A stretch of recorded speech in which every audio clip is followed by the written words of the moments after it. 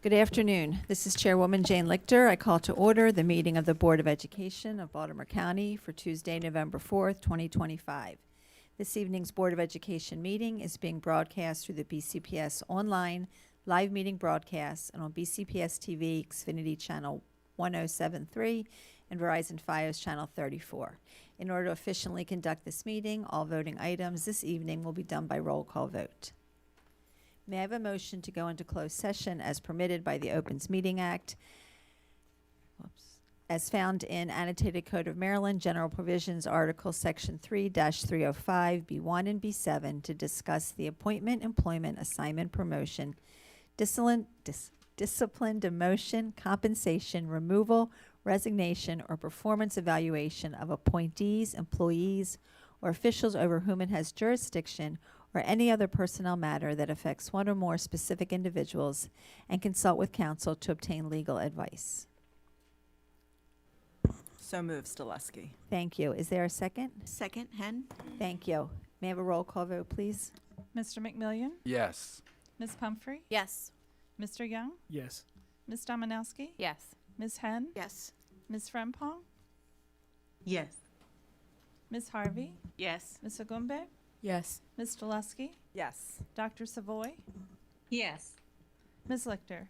Yes. Thank you. Thank you.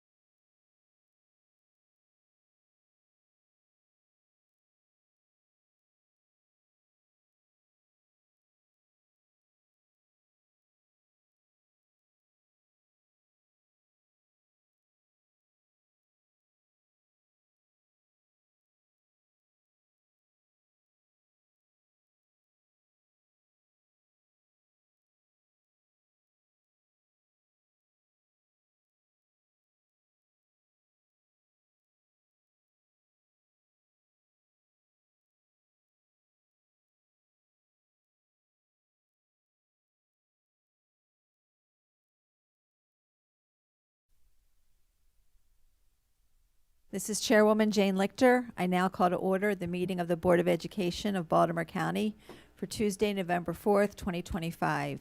I invite you to recite the Pledge of Allegiance to the flag to be led by Ms. Forsyth Ongambe. We will then have a moment of silence in recognition of those who have served education in Baltimore County. To the flag of the United States of America and to the republic for which it stands, one nation, under God, indivisible, with liberty and justice for all.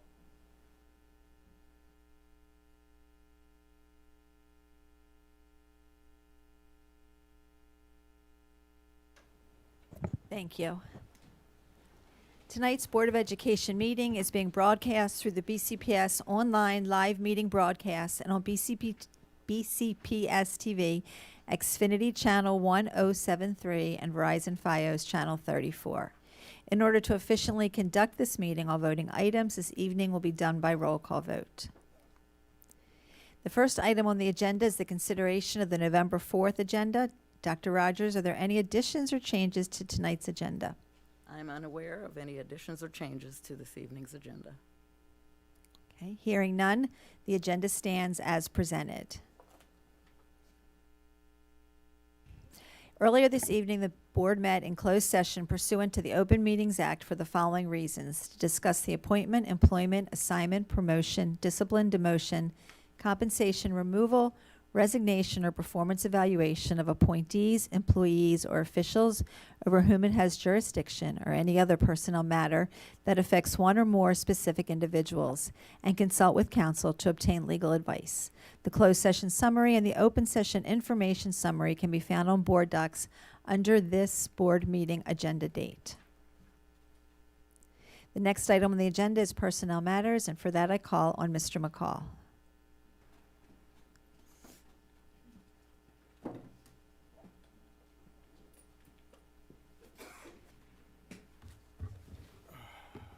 Good evening. Good evening, Chair Lichter, Vice Chair Harvey, Superintendent Dr. Rogers, and members of the board. I'd like the board's consent for the following personnel matters. We have retirements, resignations, educator licensure appointments, and Area Education Advisory Council appointment. Thank you. Do I have a motion to approve the personnel matters as presented in exhibits D1 through D4? So move, Young. Thank you. Do I have a second?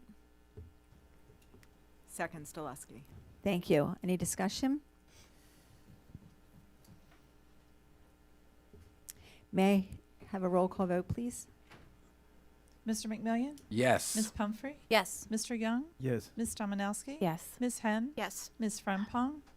Yes. Ms. Harvey? Yes. Ms. Agumbe? Yes. Ms. Stileski? Yes. Dr. Savoy? Yes. Ms. Lichter? Yes. Thank you. The next item on the agenda is administrative appointments, and for that I call on Dr. Rogers. Thank you, Madam Chair Lichter, Vice Chair Harvey, and members of the board. I'm bringing forward the following administrative appointment for your approval: Director, Department of Health Services; Principal, Crossroads Center; and Supervisor, Student Information Systems, Department of Information Technology. Thank you. Do I have a motion to approve the administrative appointments as presented in Exhibit E1? So moved. Hen? Thank you. Do I have a second? Second, Pumphrey. Thank you. Any discussion? May I have a roll call vote, please? Mr. McMillian? Yes. Ms. Pumphrey? Yes. Mr. Young? Yes. Ms. Dominowski? Yes. Ms. Henn? Yes. Ms. Frempong? Yes. Ms. Harvey? Yes. Ms. Agumbe? Yes. Ms. Stileski? Yes. Dr. Savoy? Yes. Ms. Lichter? Yes. Thank you. Thank you. Dr. Rogers? Thank you. Our first appointment is Nancy Manzo Matucci. Please stand to be recognized. Nancy is attending this evening with her husband, Anthony, and her daughter, Nina. She is being appointed as the Director in the Department of Health Services. With 22 years of service with Baltimore County Public Schools, Nancy's BCPS experience includes school nurse at Battle Grove Elementary School, specialist and supervisor in the Office of Health Services, and coordinator in the Department of Health Services. Congratulations.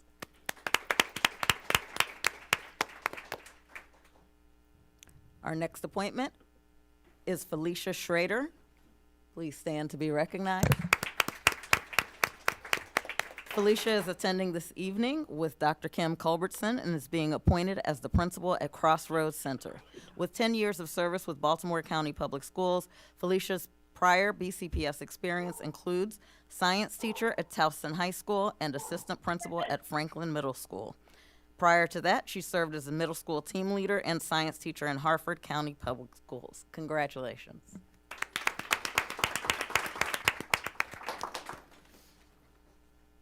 Our final appointment for the evening is not attending. Raghavendra Mahale is being appointed as the Supervisor, Student Information Systems in the Department of Information Technology. With 3 years of service with BCPS, his prior experiences include Specialist, Student Information Systems in the Department of Information Technology. Prior to that, he served as Application Developer at Sona Network, Technical Architect at Infinite Computing Systems, and System Engineer at IBM. Congratulations. Thank you, and congratulations to all of our appointees. And I can't help it, but Ms. Summerfield is in our audience, so thank you for all your years of service as Director of Health. You left us in good hands, so thanks for your leadership. Our next item is public comment. This is one of the opportunities the board provides to hear the views and receive the advice of community members. If not selected to address the board, members of the public may submit their comments to the board members via email at boe@bcps.org. The Baltimore County Police Department's Homeland Security Unit and Office of School Safety has recommended safety and security protocols, which are posted in the boardroom and available in board docs and on the board's participation by the public website. While we encourage public input on policy, programs, and practices within the purview of this board and this school system, this is not the proper forum to address specific student or employee matters or to comment on matters that do not relate to public education in Baltimore County. Inappropriate personal remarks or other behavior, such as language that promotes violence against a BCPS employee or that disrupts or interferes with the conduct of this meeting, are out of order and will not be tolerated. Persons who otherwise disrupt or disturb this meeting will not be allowed to continue their remarks and will be escorted from the meeting. Please observe the 3-minute clock, which will let you know when your time is up. The microphone will be turned off at the end of your time or prior to that time at the discretion of the board chair. We will begin with our school system affiliated groups and Ms. Leslie Weber on behalf of the PTA Council of Baltimore County, who I believe is virtual. Yes, can you hear me? Yep, we can. Thank you. Great, thank you. Good evening, Chair Lichter, Vice Chair Harvey, Board of Education members, and Dr. Rogers. Since we're in November, I'd like to remind everyone that November 17th through 21st is American Education Week.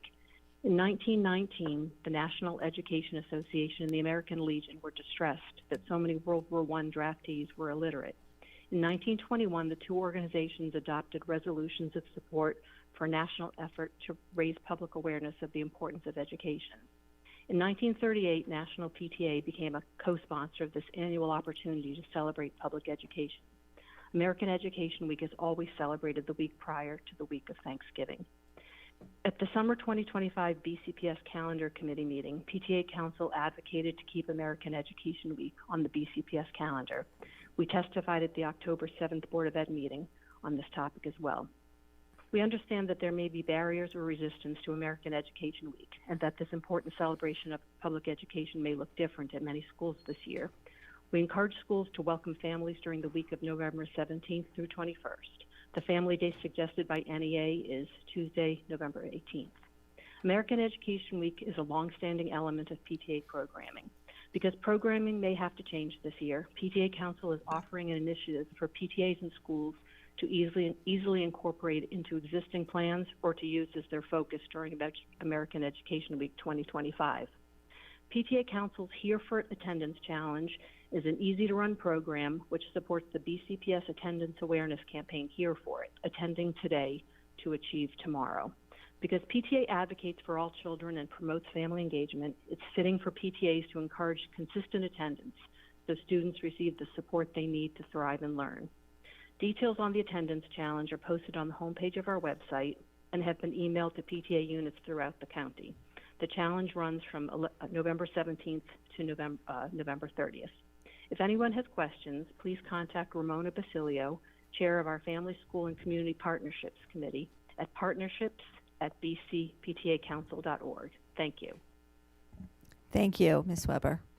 Our next speaker is from our unions, and that is Lloyd Allen from TAPCO.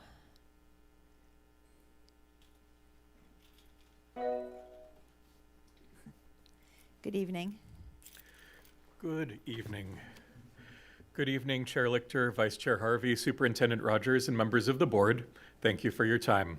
I'm Lloyd Allen, he, him, Vice President of TABCO, speaking on behalf of the organization by permission of President Olds. This week marks a time of transition.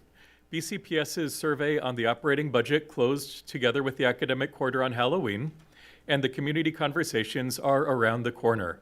BCPS has a complicated relationship with the county government. We, BCPS, are funded by Baltimore County, but we are a separate entity.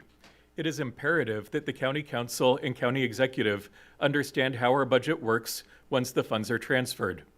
Earlier tonight, I reviewed a few parts of last year's county council town halls.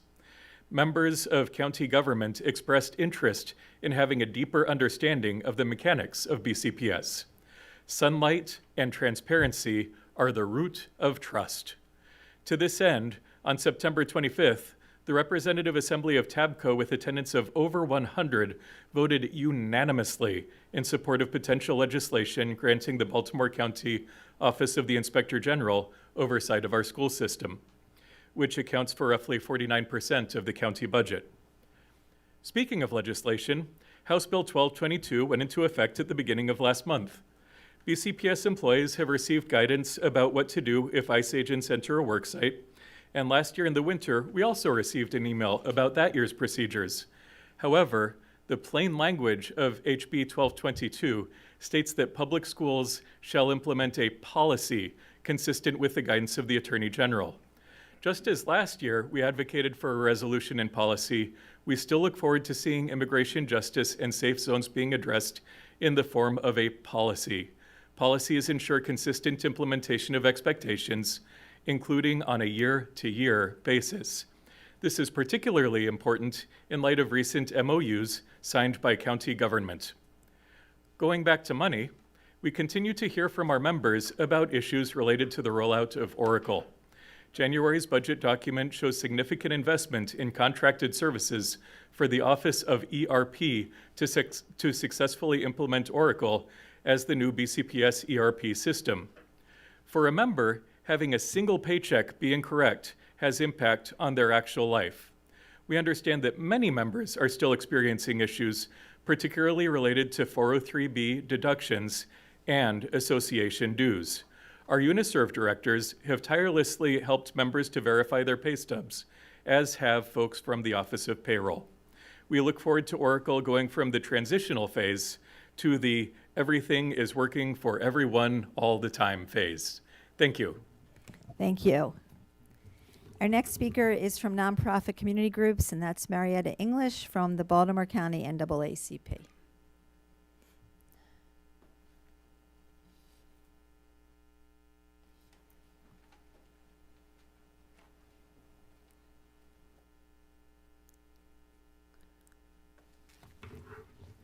Good evening. Good evening.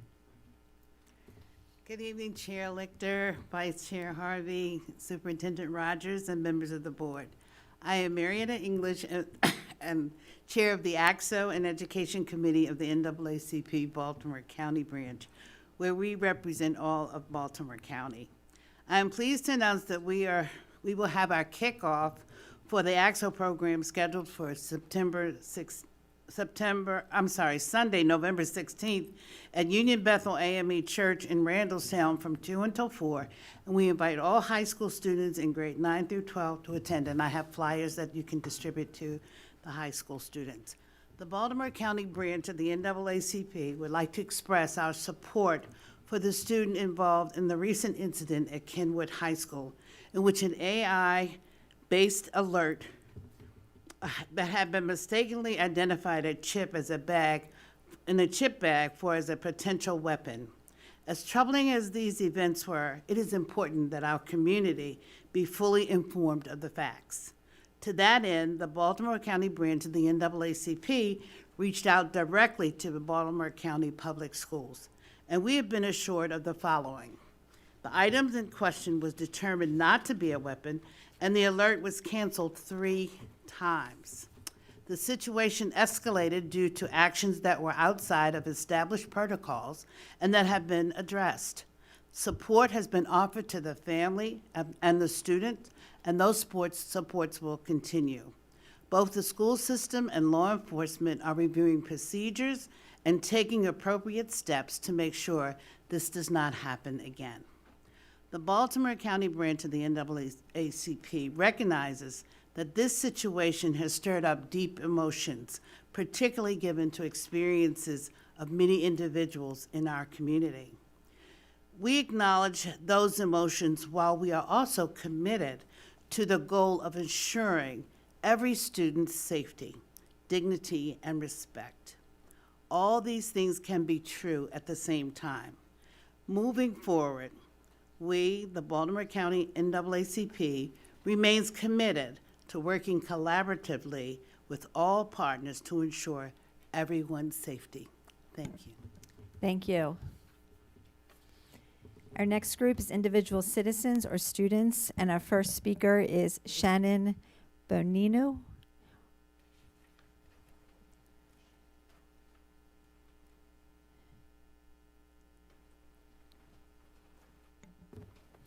Good evening.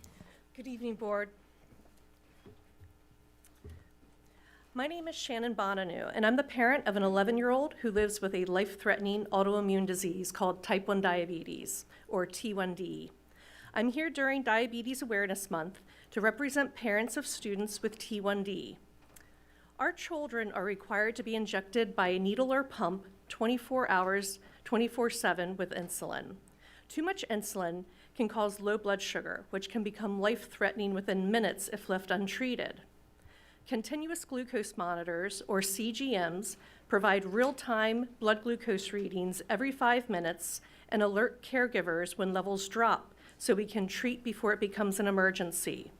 CGM apps have been a standard of care in T1D for over 10 years. My son has had a few terrifying low blood sugar episodes at school, so severe that he was on the verge of losing consciousness. He was cognitively impaired, unable to ask for help.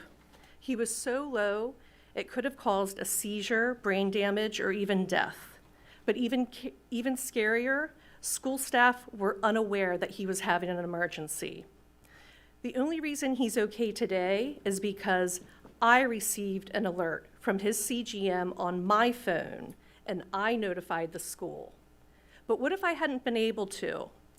This disregard for what is medically necessary placed his life in danger and left him feeling unsafe at school.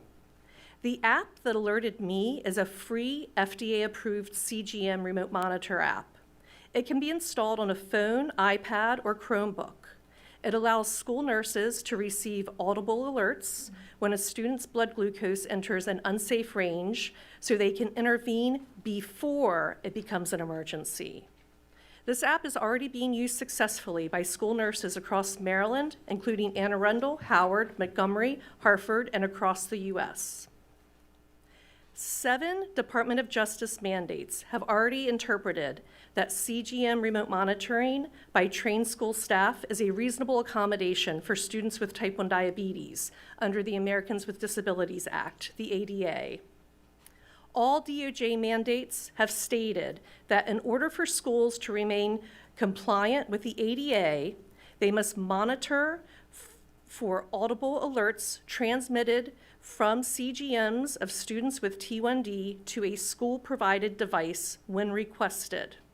This applies to all public schools in the United States, including BCPS. Yet BCPS continues to deny this accommodation. They expect teachers in loud classrooms to listen for alerts from a child's device or rely on a child who may be cognitively impaired to self-report their own emergency alarms.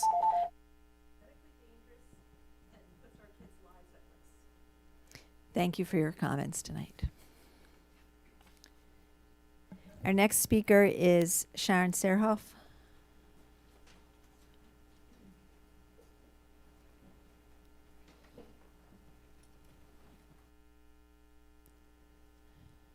Good evening, Chair Lichter, Good Vice evening. Chair Harvey, Superintendent Rogers, and the board.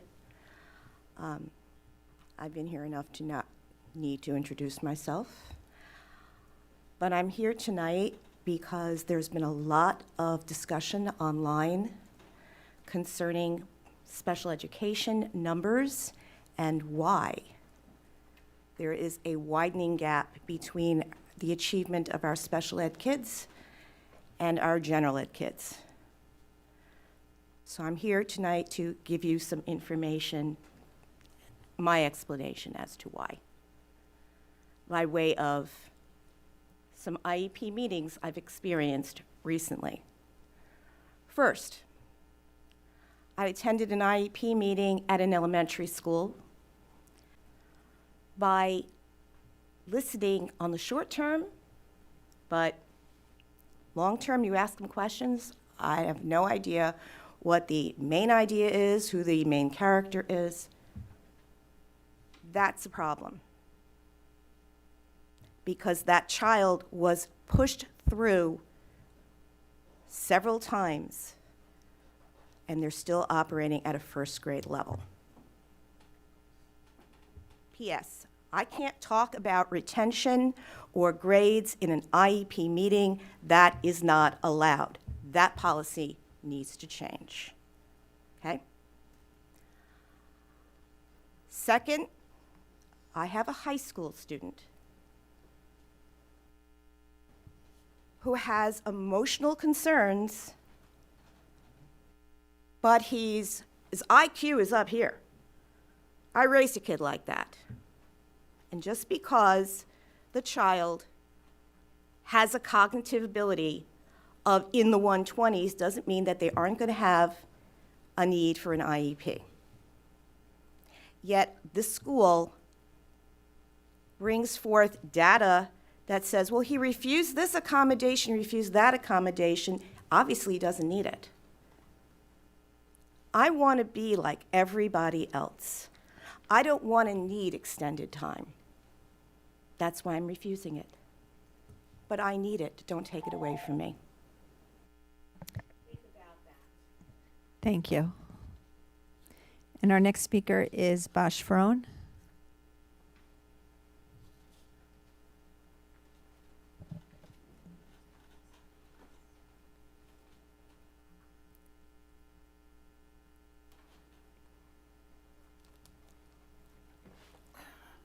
Good evening. Good evening. Thank you for the opportunity. I know you read my comments about the calendar. There is not one iota of proof that starting the calendar before Labor holiday is better for education. And I wish that you would implement the post-labor. But more on important manner, I really want to talk about potato chips. I was so impressed with you, Dr. Rogers, on Fox 45, telling everybody that the OmniAlert system has done its job. It picked up something, it went to humans checked it. But then after that, unfortunately, I saw that you buckled to the pressure from Councilman Julian Jones and the NAACP. I read the two press releases from the NAACP, and I am really confused by their description of you, which I would not really repeat online, but it is there. I am not really sure where this would lead us. Nothing really good, because basically it is cheap politics, it's interfering with education, it is placing ideas in our youngsters that they are victims about something happened 100 years ago or 200 or 50 years ago. That is improper. So I know if I have this in the airport and a triggered alarm, the police will be right there checking me up. If my home alarm, my business alarm goes on, the police comes in. They call me up, they say something happened, you want to cancel? I say, no, call the police. That's why we have the police. I think it is unfair, unprofessional to expect that the staff of the school system to go and inspect the child of 16. 16 years old is not really a child. If he had truly a weapon, the staff is not trained to deal with it. That's police action. That's a police job to do. So this time around, it was a paper that reflects as if it is a gun. It was empty. Next time, it can have a weapon inside it. And I'm really surprised of you not to say anything about the interference of the councilman. Thank you. Thank you.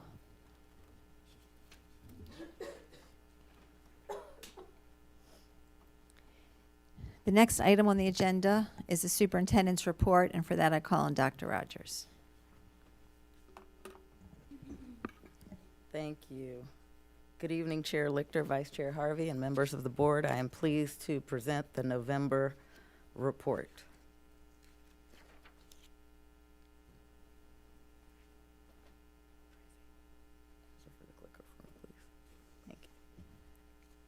We will begin by addressing, if we move to the first slide, please.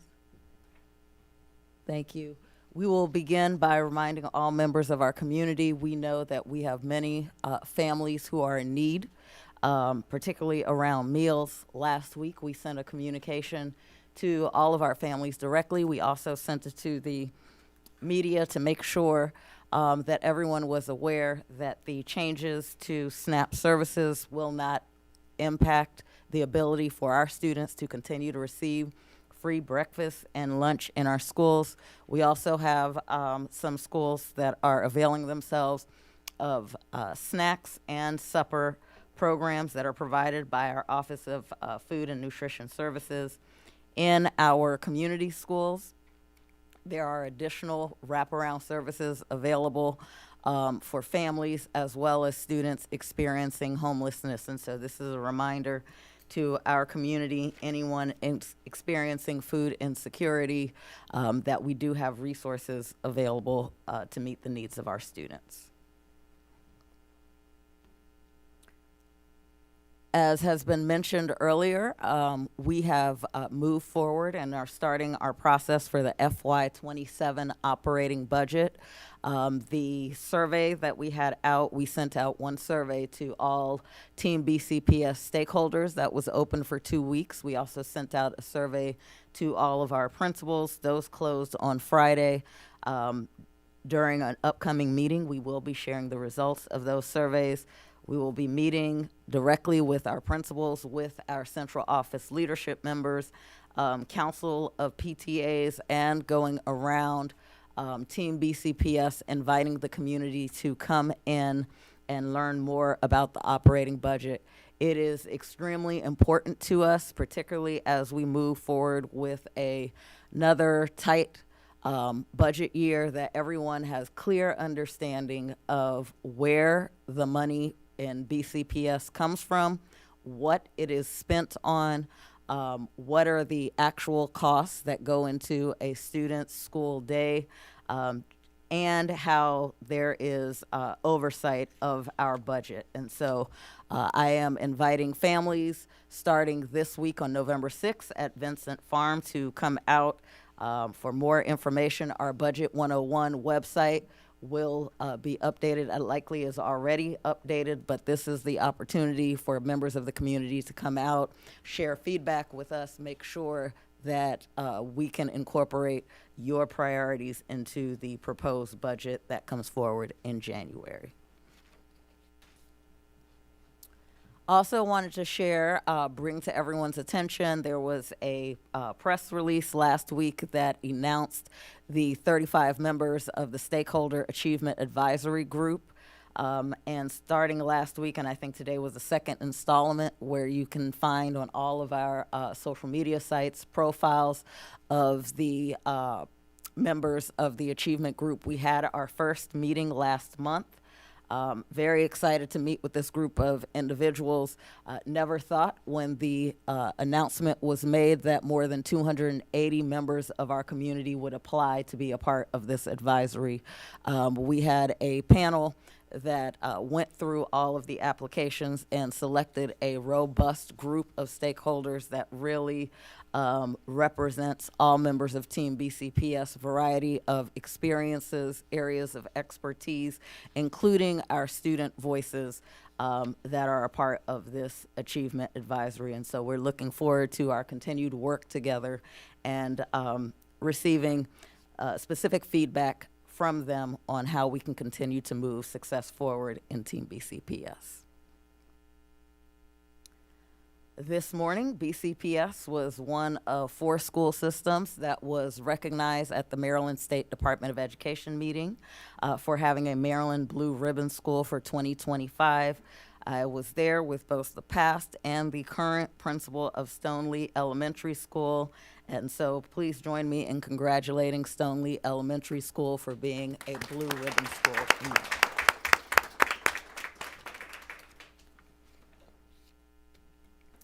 And at the same state board meeting today, Dr. Wright presented the Maryland Report Card star ratings for all 24 school districts in Maryland. For us, we want to highlight this year's results from school year 24-25. Every student group across all levels demonstrated improved proficiency in both mathematics and language arts. Academic achievement improved for elementary and middle schools. Academic progress improved from elementary and middle schools. Progress in achieving English language proficiency improved for middle schools. School quality and student success improved for elementary, middle, and high schools. This means in just 2 years, we have had an 82% significant improvement in higher rated schools. The number of 4-star schools in BCPS has increased by 82%. The number of 5-star schools have increased by 21%, and 64 of our schools have improved their Maryland star ratings. Again, for the second year in a row, Baltimore County Public Schools has the highest number of 5-star schools in the state of Maryland, moving from 20 to 23. And so please join me in congratulating all of our schools for all of their hard work on behalf of our students. Slide. As you know, we always take a look deeper at our data. This slide shows you how do we compare to the state of Maryland. So last year, if you recall, when we looked at our average compared to the state of Maryland, we went out 2 decimal points because 2 decimal points or 3 decimal points, we were higher than the state. This year, we do not have to go out far. Our average score for our schools is 3 and 0.42, where the average score for the state of Maryland is 3.35. Baltimore County Public Schools score is higher than the state average. In elementary school, the performance increased. In middle school, the performance increased. In high schools, you saw a slight decrease. When we look at our schools by star rating, we had a decrease in the number of 1-star schools, a decrease in the number of 2-star schools, a decrease in the number of 3-star schools, and an increase in the number of 4-star and 5-star schools in Baltimore County. Specifically, 26 schools improved their star ratings in BCPS. Their names are listed on this slide. We had 20 elementary schools, 5 middle school, and 1 high school that made improvements this year. This slide shows us the 5-star schools in BCPS. As was stated earlier, we have now moved from 20 to 23 5-star schools. 4 of them are high schools. And lastly, the state of Maryland shared a comprehensive list of the top-rated schools in Maryland, according to the Maryland Report Card Star Ratings, which deals with progress, academic achievement, and progress in achieving English language proficiency. In BCPS, the number 1 and the number 4 highest ranked high school for the state of Maryland are here, Eastern Tech and Western Tech. And 9 out of the 10 highest rated elementary schools in the state of Maryland all belong to Baltimore County Public Schools. We have number 1 through 4 and 6 through 10. And so we are extremely proud of the hard work that is happening day in and day out of our schools, focusing on academic achievement, the work that we are here to do on behalf of our students. That being said, we know that there is still more work to do, but again, I think that this level of performance deserves our hearty applause to all of the hardworking individuals in our schools and those that support schools as well. So thank you.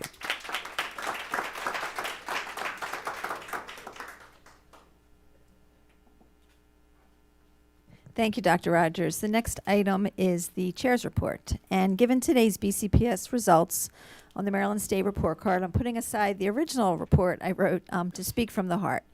I retired after 37 years in BCPS in 2021. At that time, I thought that was the end of my involvement in BCPS and the beginning of full-time grandmothering. That wasn't going to work out anyway. However, my connection to this system was not over. I cared too much about the future of this school system. Our achievement was way below expectations, but I recognized staff's strong potential and commitment to improving academic results for all students. So I came back as a board member, and here we are.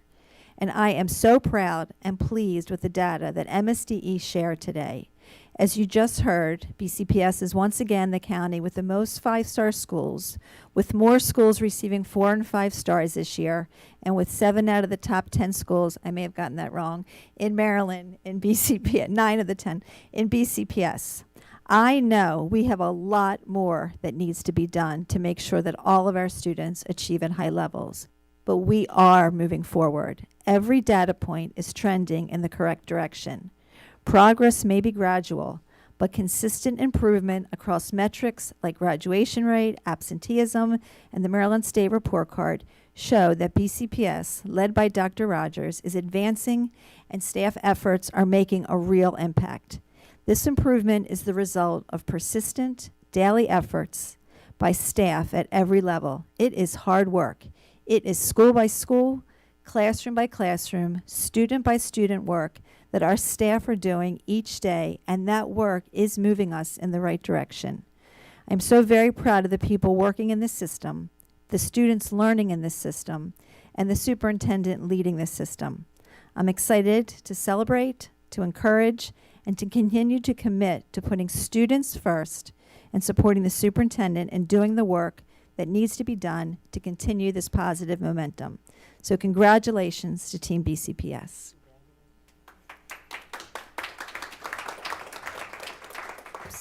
Next on the agenda is our student report, and for that I call Ms. Hungabe. Good evening, Board Chair Mrs. Lichter, Vice Chair Mrs. Harvey, Superintendent Dr. Rogers, members of the board, staff, families, and BCPS students. Over the past several weeks, I've been actively representing student interests across multiple platforms and supporting student leadership initiatives throughout the county. I've attended and participated in various committee meetings where board members and staff discussed updates that directly impact students in BCPS. Recordings of these meetings can be found under the Board of Education tab on the BCPS website for anyone interested in following along. In addition to board work, I've continued collaborating with the Baltimore County Student Councils, or BCSC, by participating in executive board meetings as we finalize logistics for our upcoming General Assembly on November 8th. This is an important opportunity for student leaders from across the county to gather, vote on initiatives, and share ideas. A major highlight this month was our first BCSC seminar held on October 22nd. Students heard from BCPS Executive Director of School Safety, Mr. Knox, who provided an in-depth overview of school safety structures, emergency protocols, and ongoing work to strengthen safety measures. Following that, we hosted our first Board of Selected Students meeting on October 28th, where student representatives discussed their school experiences and generated feedback from for system leadership. These conversations remain essential in ensuring student voice informs policy and school culture. Beyond county-level work, I had the privilege of joining student leaders from across Maryland for a National Advocacy Day with the Maryland Association of Student Councils, where we met with congressional offices to advocate on issues impacting students nationwide. I've also been presenting in webinars and participating in initiatives that share findings from a study on the effectiveness and psychological impact of lockdown drills in schools, offering insights from the student perspective and emphasizing the need for safety practices that both protect physical and emotional well-being. Additionally, I participated in national conversations, meetings, and webinars on student member voting right initiatives, sharing my experience to support efforts that empower student representatives across the nation. Looking ahead, our next BCSC seminar will take place on November 19th at 6:30 p.m. Students can join using the code BCPS-Seminar. This session is required for any student interested in running for the student member of the board position, as the application process will officially begin soon. I strongly encourage all students passionate about advocacy, leadership, and representation to attend and learn more about the role. As always, thank you to every student, stakeholder, decision maker, and educator who continues to speak up, engage, and contribute to making our school system stronger. Thank you. Thank you. The next item on the agenda is the consideration of the proposed 2026-2027 school calendar. And for that, I call Ms. Charlie Green and Ms. Bilski.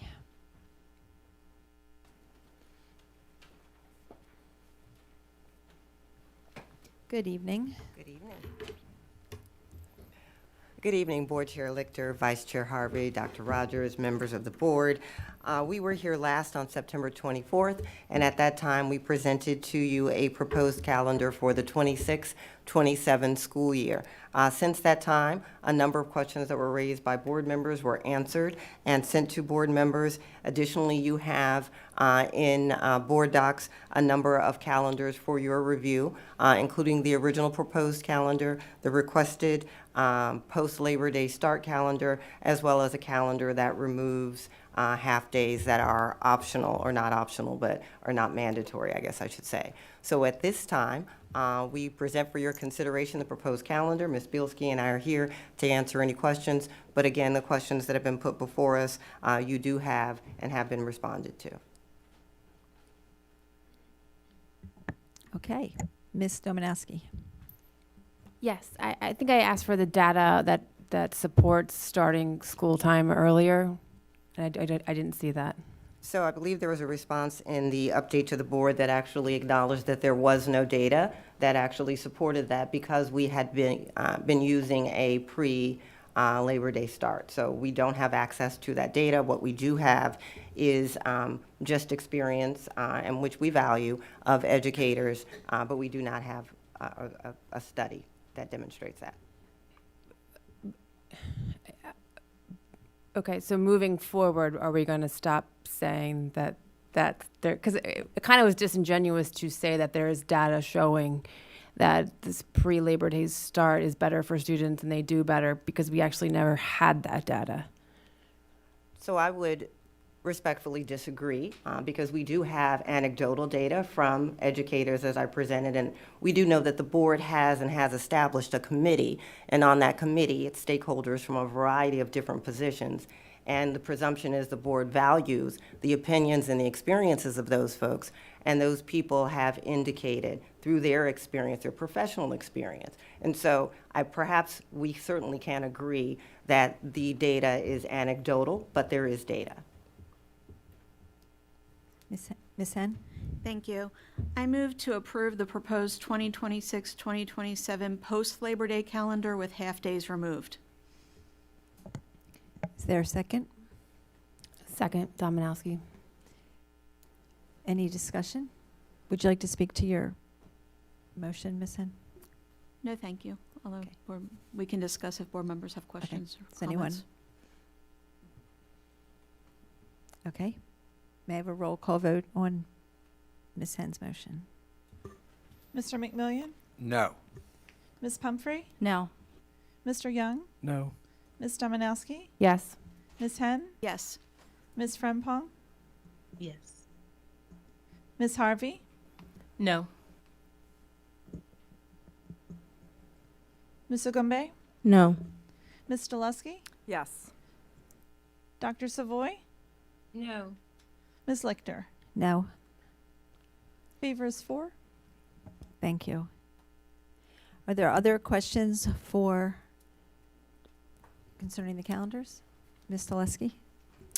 Thank you, and thank you for presenting both calendars. In terms of the post-Labor Day start, is there any data from other large school systems or other school systems that could be relevant, that could be shared? And thank you. Ms. Bilski and I did do a look at data across the nation, and it is mixed. We did see that there was quite a bit of data about pre- and post-day in some of the most northern states, particularly Michigan, but we were not able to draw any conclusions as it relates to our data. Thank you.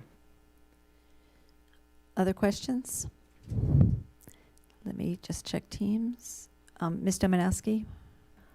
Yes. Is there a reason why we have 6 days off for spring break? Is there like a precedent for that? I know it's not all schools take that Monday after Easter off or take that full week in between. Some of them just have that Thursday, Friday, and Sunday, Monday. Would you like to answer? Sure. So one of the things that we hear so much from teachers is how much needed that break is and how much they value it in letting them sort of recharge. So just in order to recognize their hard work and also make sure that we still maintain, obviously, the number of days that teachers work in school and whatnot, but if we can provide them that break, they do really value that. And I'll just point out to board members that we did provide the mandatory holidays, and that spring and winter breaks are not obligated. We do, want to remain aligned with some of our neighbors, for our families as well as for our educators, but that information is available to you. Just to follow up, and I understand wanting to respect and giving the teachers that break, but we also need to look out for our students, and they get a break, at the end of December, January, a full another 6 days off, if not more, and then the additional, time off for the teachers' professional days, one-day holidays. So it's not like they're not getting time off in between. So I would consider, or I would strongly advise reconsidering how long that break is, just because it's a crucial time for students to be studying and learning before exams, especially seniors, finishing up their course of education and needing that time to study in a classroom and are getting ready for the final MCAPs or whatever it have be. Like, that's a very long break, and it's a lot to put on a student to do that work at home. Thank you. Other questions or comments? Ms. Pumphrey?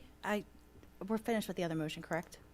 The one Ms. Hens motion? Yes. Yes. Okay, just we're making back. sure I was on the right track. I would like to move to approve the pre-Labor Day school calendar, removing half-days. Second. Thank you. Would you like to speak to your motion, Ms. Pumphrey? I believe last time when I asked about the half-days, I requested some information around attendance, and I don't know if we have complete data, but my understanding is that attendance is low on half-days, especially compared to full days of school. If I'm incorrect, please let me know. We did provide Okay. some data on 3 days, and so I think just to recap for the board, 22-23 attendance was at 71.9%, 23-24 88.77 or 88.8, and 24-25 75.3. Okay, thank you. And also just the fact that I think parents have a difficult time sometimes navigating half-days of school. And I know that we've worked hard as a system to improve the educational level on those half-days, but we all know it's still difficult to put the academic level at the same rate that we're doing on full days. So that's my reasoning. If your motion was to remove half-days but keep the pre-Labor Day, correct? So if we remove the half-days, are we still in compliance with hours and days? Yes, we are. And to be clear, there were 3 half-days. I'm sorry, Dr. Rogers, did you want to speak? You're Please. probably going to make the point that I want to make sure all the board members are aware of. Grading and reporting. Grading and Go reporting. ahead. Okay, so there are only 3 half-days that we can remove, and you have that, and you're aware of that. Yes, So thank you. I just- should have made that clear. I apologize. No, so just for the good of everyone, there are only 3 half-days we can remove that are truly, I think I said optional earlier, those are the days that we put in the calendar for professional development. The remaining half-days, and I believe there are another 3, are dedicated to grading and reporting, and I could be wrong. Is it 3? You're correct, It's another 3. So we're removing 3 days. So those 3 days are right now designated for professional development for teachers. That is correct. If we remove those, how many professional development days would be left? It's like a state test, but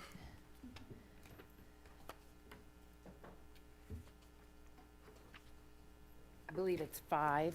5 would be left, including the before. The way that they the land board. is on the holidays. So Okay. Ms. Harvey?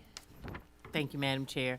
So just so I'm clear, we have a total of 6 half-days, 3 of which are not related to professional development, which are the ones that could be removed based on Ms. Pumphrey's motion.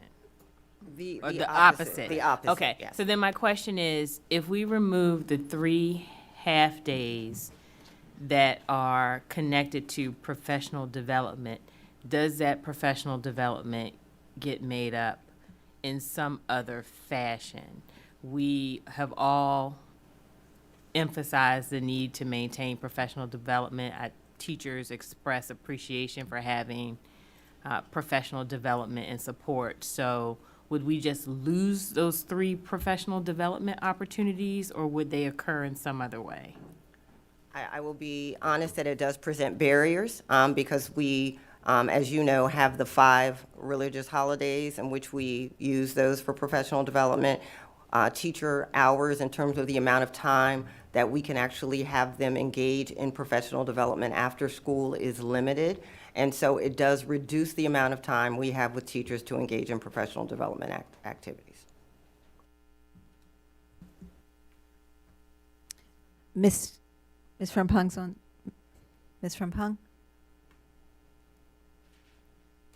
Thank you. I think it has been answered in some fashion because I just want to make sure that the 3 days, the 3 half days that we reserve at the end of the quarter, that's really for our teachers. So that's an opportunity for them to make sure that they're able to focus on work and to get, there's no meetings, there's no classes, and it's an opportunity to get grading and planning done. So that's the first piece I want to make sure before I guess I ask another question or make another comment. that's correct. So the 3 half days, yes, at the end of each quarter for grading and reporting. Okay, will remain. Okay, great, thank you. And then I had raised mine actually before this motion for the pre-calendar, but I guess I just also wanted to speak to when we talk about the spring break and how long it is, and we've talked about having some time for students, but this is also a time for our teachers. So if we are considering at some point shortening the spring breaks, I guess what I'm getting ready to say is kind of like half a dozen for 6.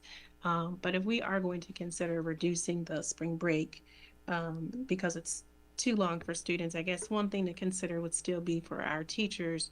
We do already have the half days at the end of the quarter, but additionally, if maybe there's one day in a quarter that they still have that opportunity. So we already have it for the half day before the end of the quarter, but even just another day for our teachers being able to have time to get grading and planning done.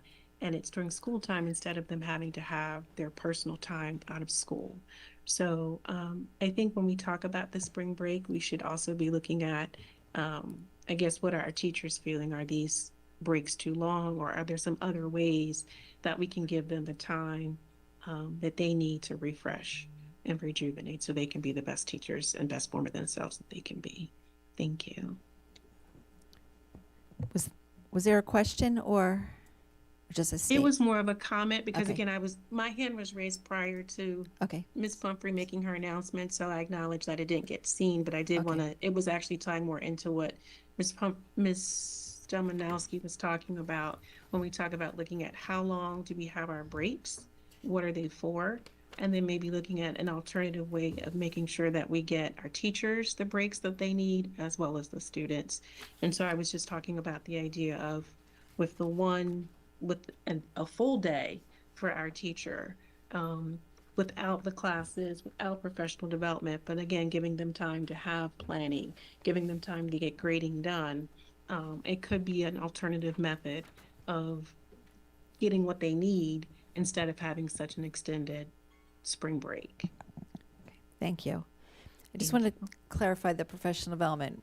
So if we take away the 3 half-day professional developments, you said we're left with 5, but 3 of them we're left with 5?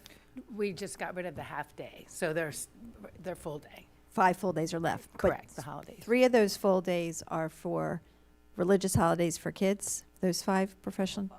All 5. All 5. So, yes. Okay, so if you observe those holidays as a teacher and you take off, you're down those So we have committed to providing makeup sessions or recording the sessions. Okay. So And they is the MSDE convention considered one of those days? No. Okay. All right, thank you. Ms. Dominowski, I'm sorry, you had your hand up? Are we eliminating the half day on November 25th? The 3 half-days that we would remove that are the optional professional development, 12/9, 26, 2/10, 27, 4/21, 27. That leaves it still leaves 4 half days with the grading. With November 25th or the it still leaves 4 because then you have one on October 30th, one on November 25th, one on January 15th, and one on April 2nd. So that's 4. Are we going to eliminate what is the attendance data for the 25th? That's the day before Thanksgiving, that Wednesday before. I feel like we've gone over this several times. Why don't we just either close it that day or have a full day? Because I don't feel like, what's the purpose of that day? I don't know how to answer that. The purpose of that day, I don't have a good answer for that. That it's as in any other school day. Certainly, the purpose is instruction and the work of schools. I guess I would say that if it's the board's desire to alter the calendar and remove that day, then that's something that the board certainly could consider. I just want to point out that what the board has done is they've created, through your policy, a group of folks that come together that represent multiple voices across the system. And just for the good of the board, I'd like to just let folks know, we're talking about administrators, we're talking about parents, we're talking about people who are in offices. So this is not a group that's just, without any grounding in how schools work, coming up with a recommendation for the board. So they have made this recommendation. What we are more than happy to do is, based on your input, make adjustments to your calendar. So I don't have an answer to what the purpose of the day is other than any other purpose, but if it is something the board wants to consider, adjusting the day before Thanksgiving. I'm just trying to go along with what we've been talking about of eliminating as many half days as possible. And I'm not disrespecting the group that you've spoken to year after year. I totally respect their input and their decisions and what they believe. I also feel like we hear from the same parents, administrators, teachers every year. So not everybody agrees with that group, and it's a much larger body of people, 110,000 students, 16,000 educators, however many parents. So I think that more voices would be, appreciated in that. And I know as a parent, that day of, I'm pretty much taken off that day of work. So to have my kid go to school for a half day to have a Thanksgiving party, why not just let them either stay home and give them a full day somewhere else and let the teachers have that day for a full professional day or full catch up on whatever? I think that would be more conducive or more productive for a teacher and students. So, Mr. McMillian? I'll be honest, I'm confused. If you take the 3 days out, the half-a-days, are we then going to end school 3 days earlier? Or have we, No, they would stay all day. What's that? They would stay all day. It's not half days. They're just not half days, so the students will remain in school all day. So do we pick up any time at the end of the school year as a result of that? No. So we're because- still ending at the same point? still All we've ending at the done same point. is Yes. they're going to school the whole day? That is If it's- correct. Correct. Thank you. Yes. Okay, so Ms. Pumphrey's motion is still on the table. Would you repeat your motion, Ms. Pumphrey? Give me 1 second, I'm sorry, I lost my page. I move to approve the proposed 2026-27 pre-Labor Day school calendar. It's listed on here as half days removed, but the understanding is it's 3 half days removed. That's correct. Thank you. But the removed, I think to Mr. Million's point, it's 3 days half removed and turned into full days. When not- what I'm referring to is the draft that's in our agenda. That's the Right. calendar I'm referring to. This says half days removed. Okay, I have a motion to amend. go Ms. ahead. Pumphrey's. I would like to amend Ms. Pumphrey's motion to accept the pre-Labor Day start of removing the half days, but also to remove the half day on November 25th, 2026, and turn it into a full day professional day for teachers. I'll second the amendment if we need a second. Yes, but Ms. Gover is asking for Ms. Domanowski's amendment too.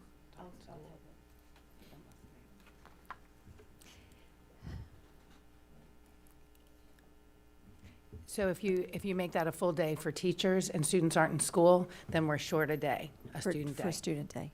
Okay, so wait do you still want to make the amendment, Ms. Domanowski?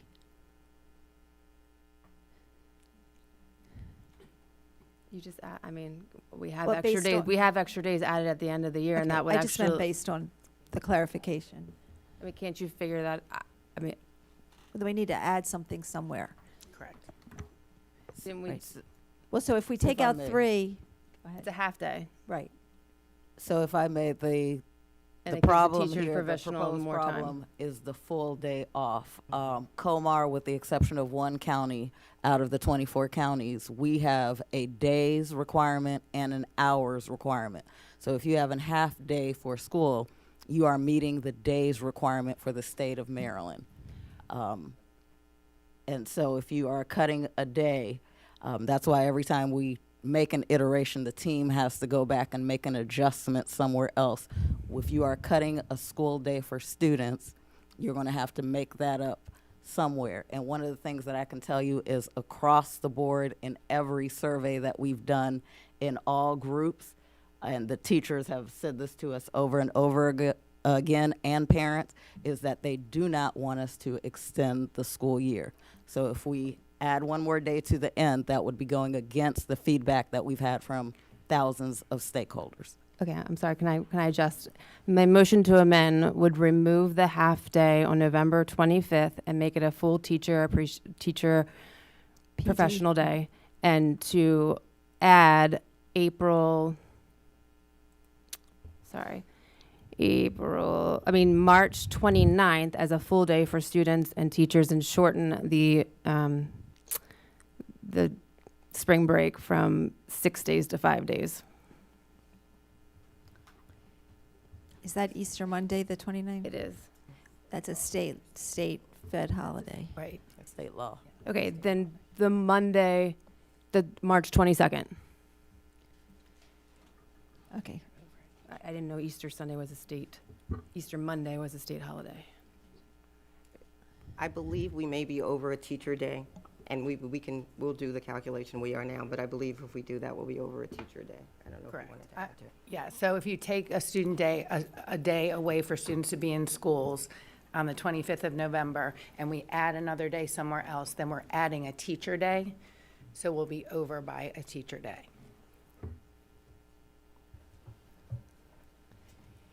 I'm just really confused as to how we're supposed to be accommodating teacher professionals, and which is what I'm trying to do, teacher professional day, and making it most concise for our students and our teachers, as opposed to half days, when really how much teacher professionalism is, other than grading, is happening in a half day as opposed to a full day. I would like to hear our teachers' feedback on that. I'll withdraw my motion if it makes it too much of a mess. are you withdrawing your motion? So the motion that's still on the floor is Ms. Pumphrey's to remove the 3 half-days that are not. To approve the calendar that has removed the 3 half-days. Okay. May I have a roll call vote on Ms. Pumphrey? Did you have something about, okay. Sorry, I Go just ahead. have one clarifying question and Uh-huh. one comment. So if we remove the 3 half-days for students, right, then does that have to be made up? And I'm sorry if this has been said. I know you guys are on top of it, but. So we're just removing the half day. So the students will be in school all day versus half of Okay. the day. Gotcha. No, that helps a lot. And then just a comment, following up with Ms. Dominowski in terms of the stakeholder group, and I know that you take a lot of pride in that group. I know there have been some community members that have shared that they've been taken off the group for, whatever reason. So, one thing maybe for the future is making sure that the group is different every year, and maybe you do that, so I'm sorry if I'm repeating myself. And then just because of the religious holidays that you're acknowledging, which, I commend you for, maybe ensuring that there's a diverse religious group representation in that group. And again, maybe you already do that. I do that. Great. And Thank you. Just, of course. And just, there's only, since I've had this position, there's been one person that was removed from the committee, and that was because for 2 years in a row, he requested to be on the committee. I put him on the committee, and he didn't attend one meeting in 2 years. So that's the only one person that I've ever not invited back, just because there are other people who wanted a spot, so I offered it to them. Sure. Okay, Ms. Frempong is asking that, can we explicitly state which half-days would be eliminated? Yes, and it is on one of the calendars that's in executive content, but I do want to say aloud for everyone, 12/9/26, so December 9th, February 10th, 2/10/27, and 4/21/27, April 21st. Okay, thank you. Ms. Hen? Yes. There are two half-days we were talking about, November 25th and January 15th. Both half-days now. Can one be a full day and one be, can one be a full day off and one be a full day on? Instead, would that be an equivalent, since So- they're both half-days for teachers and students now? No, And keep the grading and reporting as a full day off? So it's days, so as Dr. Rogers stated, it's days and it's also hours. So days where students are in seats, whether it's a half day or a full day, that's a day, a student's in a seat. So if you take one of those days away and you make another day, let's say if you try to make 2 half days one full day, you're still short a day. If they're present in school for half a day or a full day, that counts as a day, correct?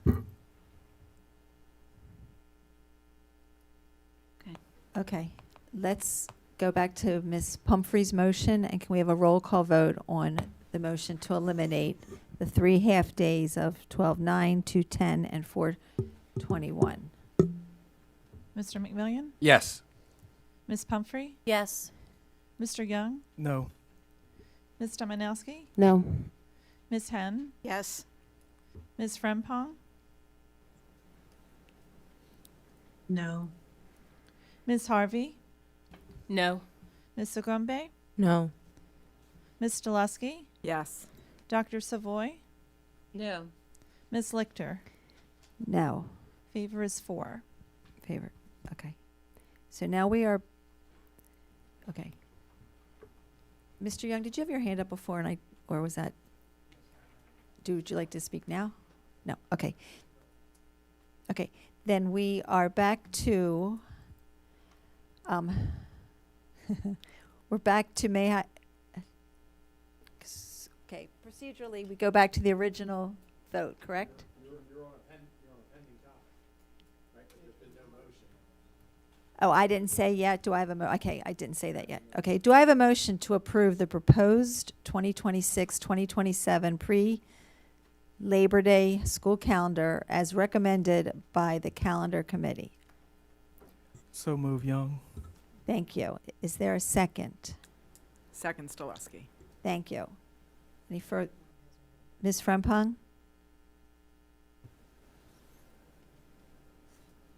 No, I think that's from before. I'm sorry. Okay. I didn't go back down. That's okay. Any further discussion? May I have a roll call vote, please? Mr. McMillian? Oh, I didn't see. That calendar wasn't provided with the half-days included in it. Only the half-days removed was included. So how can we? Oh, sorry. Okay, I got it, sorry. That's okay. May I have a roll call vote, please? Mr. McMillian? Yes. Ms. Pumphrey? No. Mr. Young? Yes. Ms. Dominowski? No. Ms. Hen? No. Ms. Frempong? No. Ms. Harvey? Yes. Ms. Agumbe? Yes. Ms. Delusky? No. Dr. Savoy? Yes. Ms. Lichter? Yes. Sorry. Favor is 6. Okay, so that did not pass.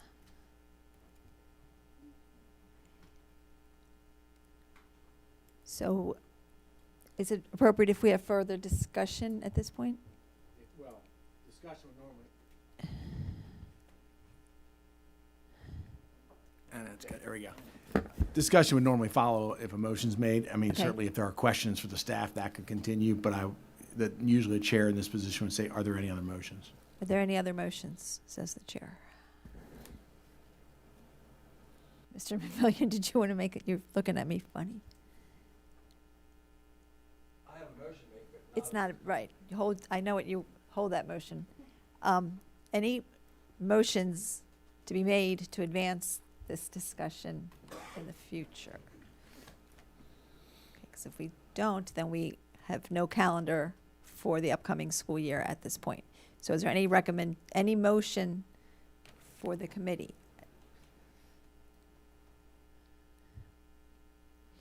Okay.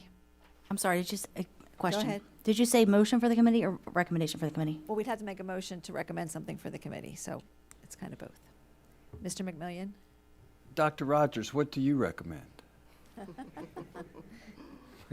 In all sincerity. Well, thank you for the question, Mr. McMillian. I did not anticipate that. So what I've heard from board members is concern around the number of half-days that are professional development days. We do have 5 full days that are system-wide professional development days, but those, as has been stated, are on religious holidays.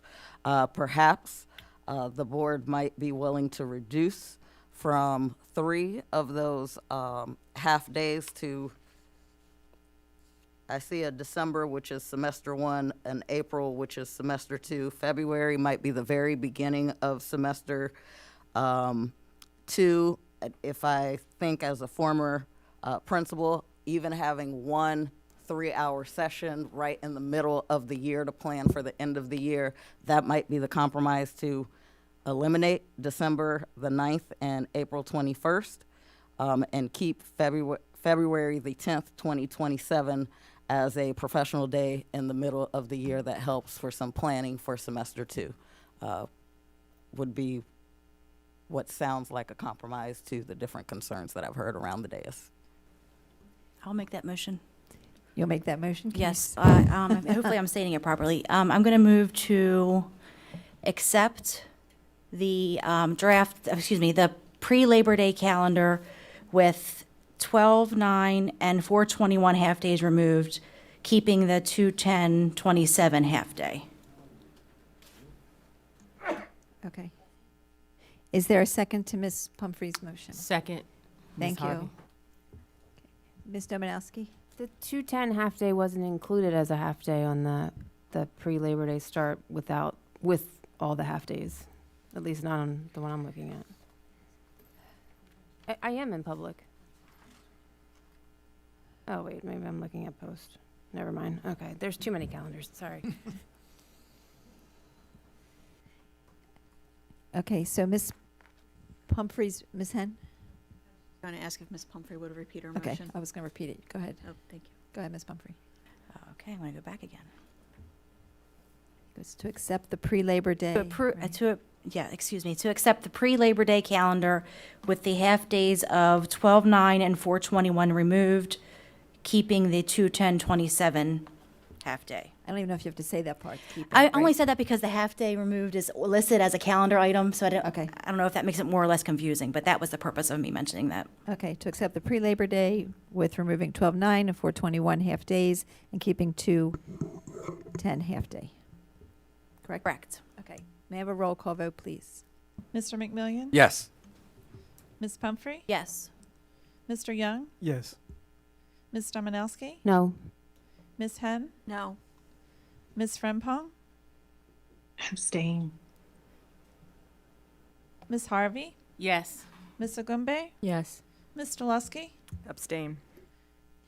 Dr. Savoy? Yes. Ms. Lichter? Yes. Favor Favor is 7. Oh, favor is 7. Okay. I'm going to need some math professional development on one of those days. All right. Thank you, ladies, for answering. Mr. McMillian has another calendar motion. I move the calendar committee create both pre and post Labor Day calendars to present to the Board of Education in the fall months prior to the 2027-28 and 2028-29 school years. Is there a second to Mr. McMillian's motion? I'll second. Thank you. Would you like to discuss your motion? A year ago, right about this time, I made the motion to do it for this year because I'm into options, and I think that the more conversation we have, we see that a lot of people are into options. So what I'm doing is just extending this pre and the post. There were a number of years where we just got the pre, and we didn't get a post calendar. So there were numerous questions about that.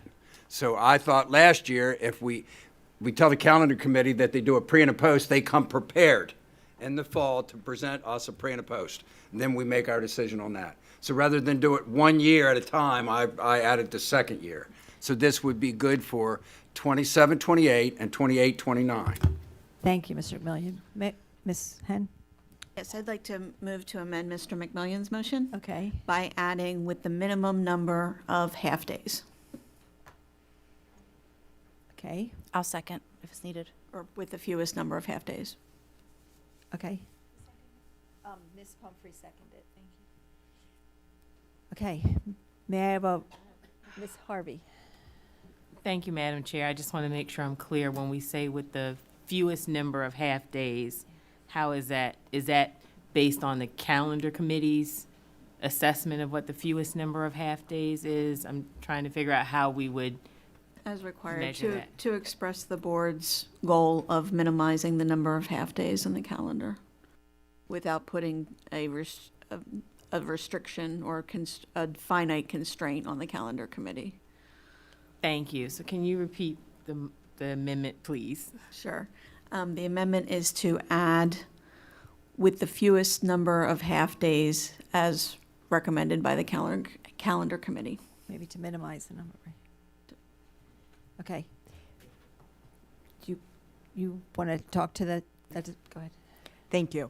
And one thing, I don't think this needs a motion, but it might be worthwhile to consider how we can better use the Wednesday before Thanksgiving. Can that be, I know it would be a lot for this calendar, but could that day be could it possibly be figured out so that it either becomes a day off or a day for staff? I do understand the point about the day before Thanksgiving. A half day is probably one of the least productive half days. So I just think that would be worthwhile. Thank you so much. But you're not amending Ms. Hen. Okay. I think that goes along with it. Ms. Dominowski? I would just like to eliminate midweek half-days if at all possible. All half-days, if they're going to be added, should be at the end of the week, not in the middle of the week. Would you consider Wednesday before Thanksgiving in the middle of the week? Yes. Even though it's right before? I mean, I'll leave that one alone because it's the day before a holiday, but there's one that was in the middle of April, on a Wednesday after, the April 10th or 22nd, I think it was on a Wednesday. And I think that's kind of. Okay. All right, we're voting on Ms. Hen's amendment to minimize the number of half-days based on Ms. Pumphrey's motion. Was Ms. Hen seconded? What? I think it was second, yeah. Okay, but we got two motions and we've discussed it. Can we have a roll call vote, please? Do we all know what we're voting on? The amendment. This is for the amendment. Ms. Hen's amendment. Mr. McMillian? Yes. Ms. Pumphrey? Yes. Mr. Young? Yes. Ms. Dominowski? Yes. Ms. Hen? Yes. Ms. Frempong? Yes. Ms. Harvey? Yes. Ms. Ogumbe? Yes. Ms. Stolesky? Yes. Dr. Savoy? Yes. Ms. Lichter? Yes. Thank you. Woohoo! Sorry. Okay. We're finished calendar. The next. No, you have to- Now you just got the amendment. Still have Miss. Okay. Okay, go ahead. May we have a roll call vote on Mr. McMillion's motion to have the next 2 years' worth of calendars with a pre and a post option? As amended. As amended. Mr. McMillian? Yes. Ms. Pumphrey? Yes. Mr. Young? Yes. Ms. Dominowski? Yes. Ms. Hen? Yes. Ms. Frempong? Yes. Ms. Harvey? Yes. Ms. Ogumbe? Yes. Ms. Stolesky? Yes. Dr. Savoy? Yes. Ms. Lichter? Yes. Thank you. Anything else about calendars that I'm missing? No, we're good. Okay. All right, Mr. Burns. The next item on the agenda is action taken in closed session. Thank you, Ms. Bilski. She's running out of here. The next item on the agenda is action taken in closed session, and for that I call on Mr. Burns.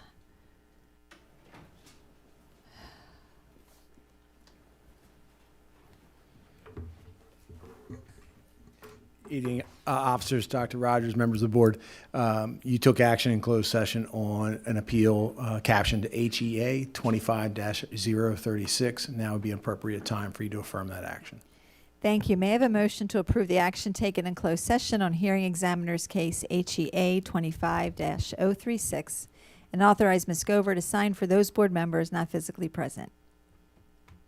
So move, Young. Thank you. May I have a second?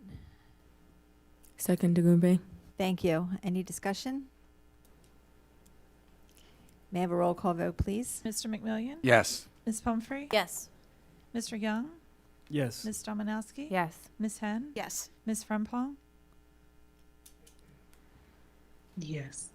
Ms. Harvey? Yes. Ms. Ogumbe? Yes. Ms. Stolesky? Yes. Dr. Savoy? Yes. Ms. Lichter? Yes. Thank you. Thank you. Thank you, Mr. Burns. The next item on the agenda is contract awards. And for that, I call on Mr. Young, Chair of the Building and Contracts Committee. Members of the board's Building and Contracts Committee met on Monday, November 3rd, 2025. Items L1 through L18 were forwarded to the full board for approval. Thank you. Board members, are there any separations? Okay. Do I have a motion to approve items L1 through L18? So moved, Hen? Thank you. No second is needed since the recommendation comes from the committee. Any discussion? May I have a roll call vote, please? Mr. McMillian? Yes. Ms. Pumphrey? Yes. Mr. Young? Yes. Ms. Dominowski? Yes. Ms. Hen? Yes. Ms. Frempong? Yes. Ms. Harvey? Yes. Ms. Ogumbe? Yes. Ms. Stolesky? Yes. Dr. Savoy? Yes. Ms. Lichter? Yes. Thank you. Thank you. The next item on the agenda is a special project request, and for that I call on Dr. Jones. Come on up.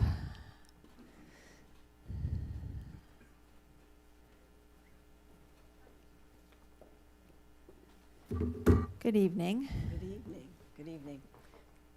Good evening, Board Chair Lichter, Vice Chair Harvey, Superintendent Rogers, and members of the board.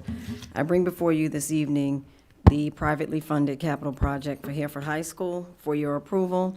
Upon approval and with the financial support of the Hereford High School Sports Boosters, a permanent outfield fence will be installed on the upper softball field. It has two purposes: to create equity and safety. The new fence brings the softball facility up to the same standard as the baseball field. And then secondly, the fence will help protect the recently revitalized turf field, infield, and outfield investments.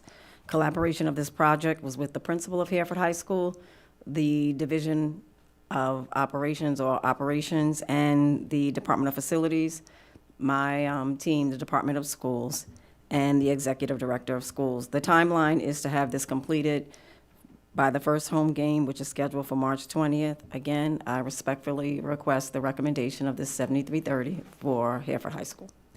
Thank you. Do I have a motion to approve the 7330 special project request for the installation of an outfield fence at Hereford High School as presented in Exhibit M? So moved, Dominowski. Thank you. Do I have a second? Savoy. Thank you, Dr. Savoy. Any discussion? Mr. McMillian.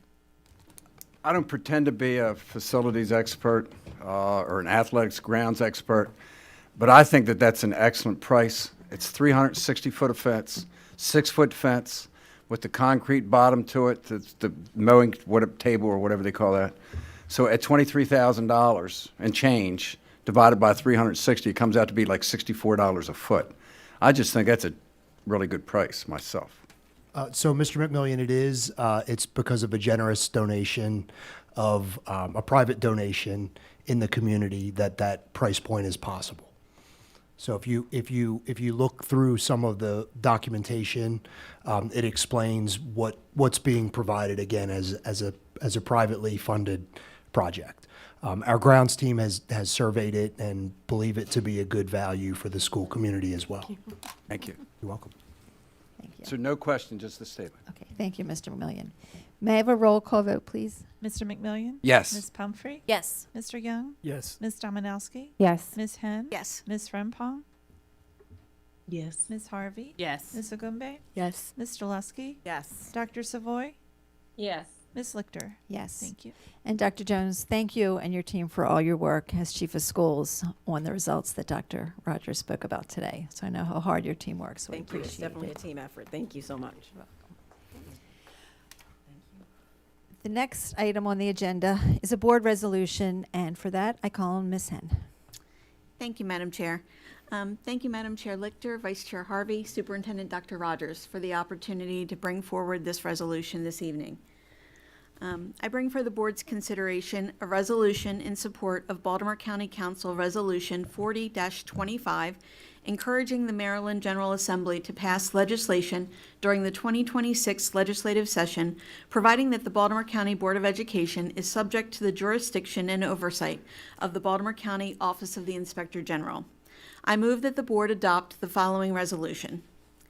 Whereas the Board of Education of Baltimore County, the board, is committed to ensuring that all students are provided with opportunities to achieve academic success through the effective, efficient, and equitable use of public resources, and whereas public trust in the effective and ethical use of educational resources is essential to the success of Baltimore County Public Schools, and whereas, consistent with Maryland law, nearly half of Baltimore County's annual budget appropriations fund the board's approved budget for BCPS, making the school system the largest recipient of county funding and requiring careful stewardship of taxpayer resources, and whereas the board affirms that BCPS resources must be used responsibly and solely for the benefit of students, and that educational facilities, equipment, and funds must be managed with integrity and accountability, and whereas the board recognizes that Baltimore County Office of the Inspector General was established by Section 1014 of the county charter to provide increased accountability and oversight in the operations of the county government by identifying fraud, waste, and abuse in the county government and ways to promote efficiency, accountability, and integrity in county government, and has the authority, responsibilities, and powers enumerated under Article 3, Title 14 of the County Code, including investigative authority, public reporting authority, and a broad mandate to address fraud, waste, abuse, ethics, and whistleblower protection, and together these complementary offices provide layered oversight consistent with best practices in government. And whereas the board's Office of Internal Audit was established under Board Policy 8400 as an independent office that reports directly to the board and has the authority and responsibilities set forth in policies 8400, 8410, 8420, and 8430, but BCPS's internal audits, independence, and enforcement powers are limited in comparison to those of the Inspector General, which is fully independent of the board and BCPS. And whereas the 2021 Baltimore County Public Schools Operational Efficiency Review conducted by Public Works LLC found that BCPS internal audit tends to focus its work on low-risk audits such as school activity funds, while higher-risk areas of the system are not reviewed with the same frequency. And whereas extending the Inspector General's jurisdiction to the board and BCPS would ensure that the school system is held to the same independent accountability standards as county government agencies. And whereas the board is further guided by its policies requiring sound fiscal management, transparent reporting of funds, and compliance with laws and standards governing budget, purchases, and contracts. Getting there, almost through. And whereas the board has adopted policies requiring board members and board employees to act in ways that promote the public's confidence in the integrity of the school system, to avoid even the appearance of conflicts of interest, and to demonstrate ethical responsibility in all professional duties. And whereas on September 2nd, 2025, the Baltimore County Council, led by Councilman David Marks as sponsor, and with bipartisan support, passed Resolution 40-25, urging the Maryland General Assembly to extend the Inspector General's jurisdiction to the board and BCPS in order to enhance transparency and strengthen public confidence. And whereas bipartisan support has also emerged in the Maryland General Assembly, with State Senator Carl Jackson, a Democrat, and State Delegate Ryan Naraki, a Republican, announcing their intent to introduce legislation in the 2026 session to extend the Inspector General's authority to include the board and BCPS, now therefore be it resolved that the Board of Education of Baltimore County affirms its support for Baltimore County Council Resolution 40-25 and urges the Maryland General Assembly to enact enabling legislation in the 2026 session authorizing the extension of the jurisdiction and oversight of the Baltimore County Office of the Inspector General to include the board and Baltimore County Public Schools. And be it further resolved that the board's support for any such legislation is contingent upon the legislation including provisions that, 1, limit the Inspector General jurisdiction to matters of fraud, waste, abuse, and compliance; 2, preserve the board's authority and control over educational policy, instructional matters, and all other matters recognized by federal and state law and the Maryland State Board of Education; 3, respect all applicable federal and state confidentiality laws; and 4, obligate the Inspector General to cooperate with the board and comply with applicable laws regarding the other actions resolved herein. Be it further resolved that prior to implementation of any actions authorized by such legislation, the board and county shall develop a memorandum of understanding addressing FERPA compliance, personnel file protections, record security, and chain of custody, and the preservation of attorney-client and work product privileges, and that the parties will coordinate on implementing efficient document production protocols. Be it further resolved that the Inspector General's activities shall be coordinated with internal audit to avoid duplication and undue burden, maintaining a layered oversight model that enhances, not supplants, existing functions of both. Be it further resolved that the Inspector General's activities shall be conducted in a manner that does not infringe upon the authority of the State Board, State Superintendent of Schools, local board, or local superintendent as provided under Maryland state law and state board bylaws. Be it further resolved that the Inspector General's activities shall be conducted in a manner that does not infringe upon rights of students with disabilities or the obligations of the board and BCPS in regard thereto. Be it further resolved that the Inspector General's activities shall be conducted in a manner that is consistent with all applicable collective bargaining agreements between the board and its bargaining units, as well as state laws governing school employees' due process rights. Be it further resolved that the board requests a fiscal and operational impact assessment during the General Assembly's legislative process. Be it further resolved that this resolution is a policy statement of support and does not itself confer investigative authority. Implementation requires state enabling legislation and subsequent agreements as resolved herein. Be it further resolved that in affirming its support for independent authority of the Inspector General over the school system, the board also expresses its full trust and confidence in the integrity of the superintendent and staff of Baltimore County Public Schools, recognizing their ongoing commitment to ethical governance, transparency, and student success, and affirms that this layered approach to oversight ensures accountability that is both rigorous and independent, protecting students, taxpayers, and the integrity of the school system. And be it finally resolved that copies of this resolution be transmitted to the Governor of Maryland, the Baltimore County Delegation to the Maryland General Assembly, the Baltimore County Executive, and the Baltimore County Council. Okay. Thank you. You're welcome. So do I have a motion to approve the board's resolution as presented in support of County Council Resolution 40-25? Madam Chair, I believe we need a second, as that was my motion to adopt. Okay. Thank you. I Okay. made a motion I'm to sorry. Do I have a adopt. second? Second, Stoleski. Okay. Discussion? May I speak briefly to my Sure. motion? Thank you. Fellow board members, we stand for a strategic opportunity. Our commitment to fund our greatest needs, competitive teacher compensation, reducing class sizes, safe and healthy schools, and appropriate instructional supports demands the highest level of accountability and transparency in how we manage our substantial budget. Every dollar matters. The ambitious legislative requirements of the Blueprint for Maryland's Future, particularly its rigorous accountability measures, demand additional supports to fortify BCPS's internal controls. To successfully deliver on our educational and fiscal commitments, we must embrace the best available tools for oversight. Embracing independent oversight is the most powerful way to demonstrate our commitment to rigorous, independent, and public accountability.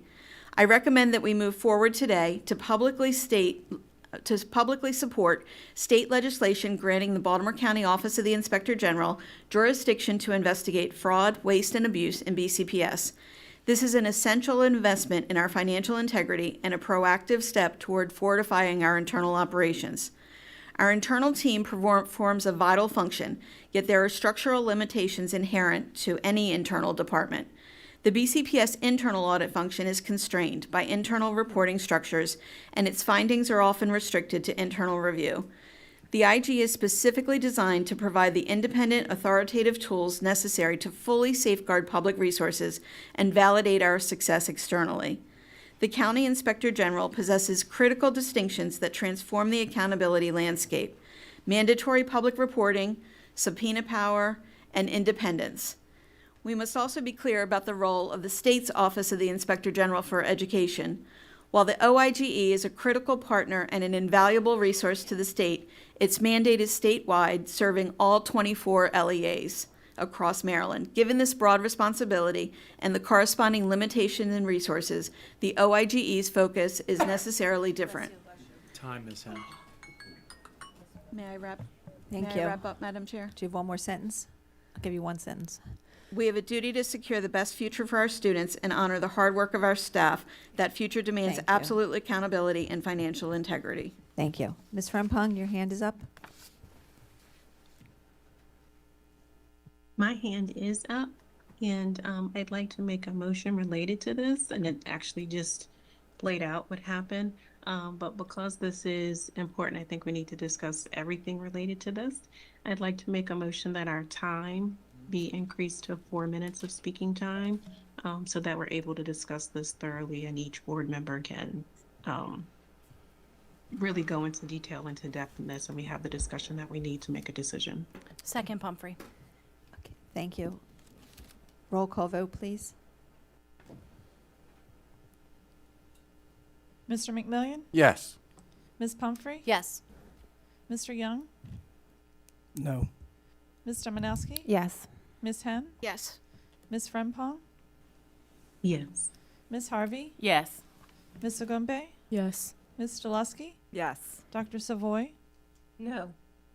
Ms. Lichter? Yes. Thank you. Ms. Hen, would you like to finish your comments with the additional minutes just provided? I'll reserve my time, Ms. Lichter. Okay. Thank you. Thank you. Discussion? Ms. Pumphrey. So I've recently listened to an interview of the current OIG, Ms. Kelly Madigan, and in that interview she mentioned that she was asked about what she thought about overseeing the BCPS, and her answer, she didn't really give a direct answer as far as what she thought about what was going on, you know, with us right now, but her answer was that she does not have the amount of staff needed right now in order to be able to oversee BCPS. So I guess my question is, and I'm not sure if there's an answer here tonight, is what does that mean for us, especially fiscally? Is that something that if staff is needed to be added to her, to the OIG office, that BCPS is going to have to provide that in our budget, or is that something that's going to come from the county, or do we have an answer to that, or is that something that's in this resolution, because I do see that it says the board requests a fiscal and operational impact assessment during the General Assembly's legislative process. I do see that in there, so is that what we're getting to with that resolution, with that part of the resolution? Thank you, Madam Chair, if I may respond. And thank you for the question, Ms. Pumphrey. The real fiscal impact, as this is a Baltimore County government office, is on Baltimore County government as a separate entity from the board and BCPS. The intent of the clause requesting a fiscal and operational impact analysis is specifically on the fiscal and operational impact, which is much smaller on BCPS and refers to the impact on our staff in compliance with the Inspector General and the overhead that would be involved in responding to IG requests. But in terms of staffing, that office is staffed by Baltimore County government. So any fiscal requirements would need to be met by Baltimore County government and not the board and BCPS. Okay, thank you. Thank you. Ms. Delusky? Thank you. Thank you to all members of the BCPS community who have reached out to us with your input and your feedback. In reading the resolution, the one thing that I see is that we have nothing to lose but everything to gain. This has the opportunity to highlight fiscal mistakes or fraud, waste, abuse, to use that term, but it could be anything that actually can bring money back into our school system. The biggest message I heard from the public is trust. And we as a school system have to do absolutely everything in our power to ensure and maintain trust. And this is a specific step the public is asking for. I'm almost hearing they're begging for it. And I think it is very important that we honor their request to do what's in our power to make sure that we are as transparent as possible.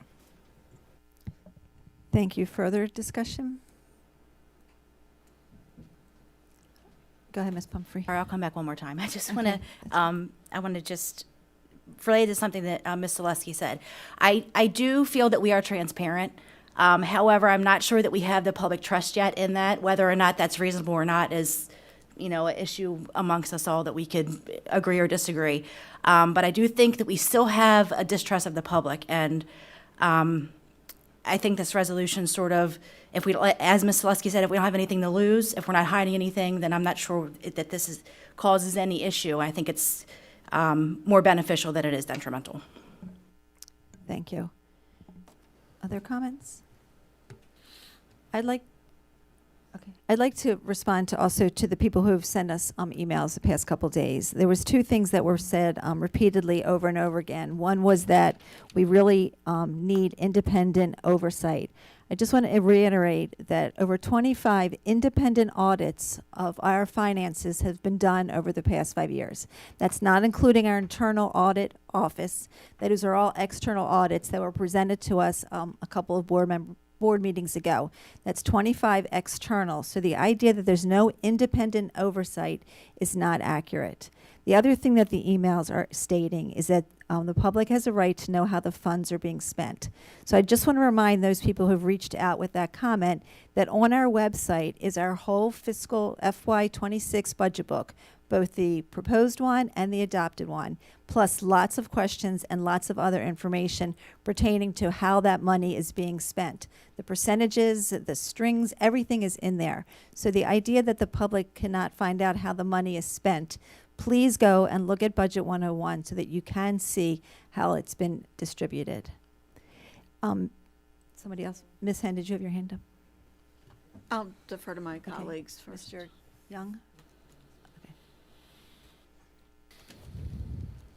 Thank you.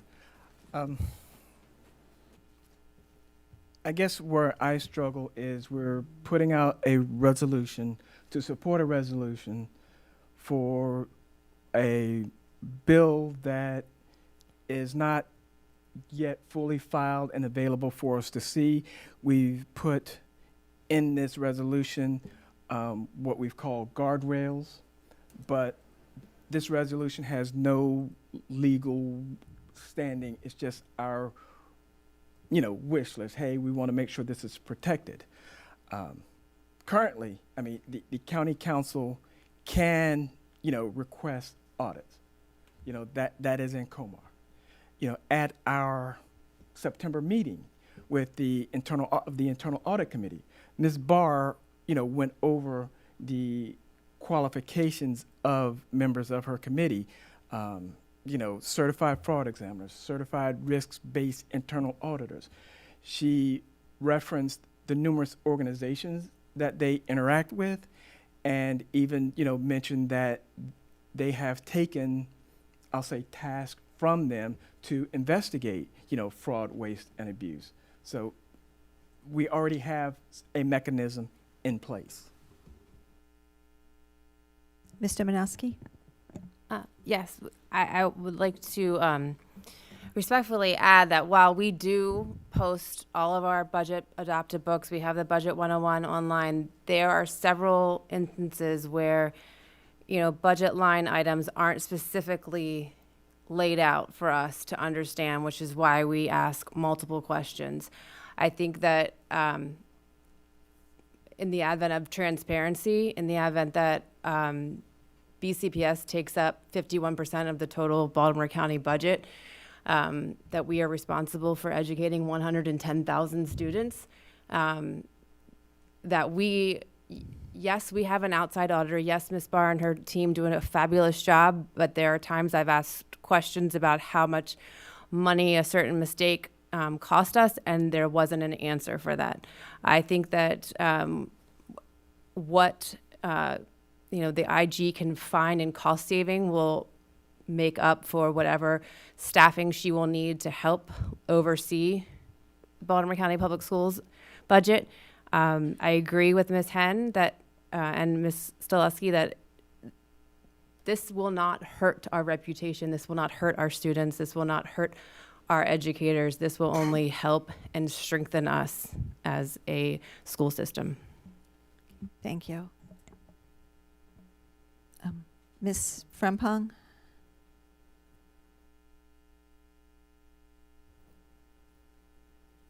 Thank you. Some of my remarks are, I agree with everything for the most part in what's being said. I think it is important that we have transparency. I think it's important that we have the accountability.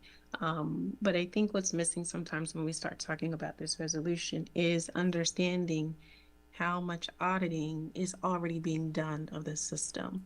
And so as Ms. Lichter has said, and we heard in a previous presentation about the type of monitoring and auditing that's done on the finances.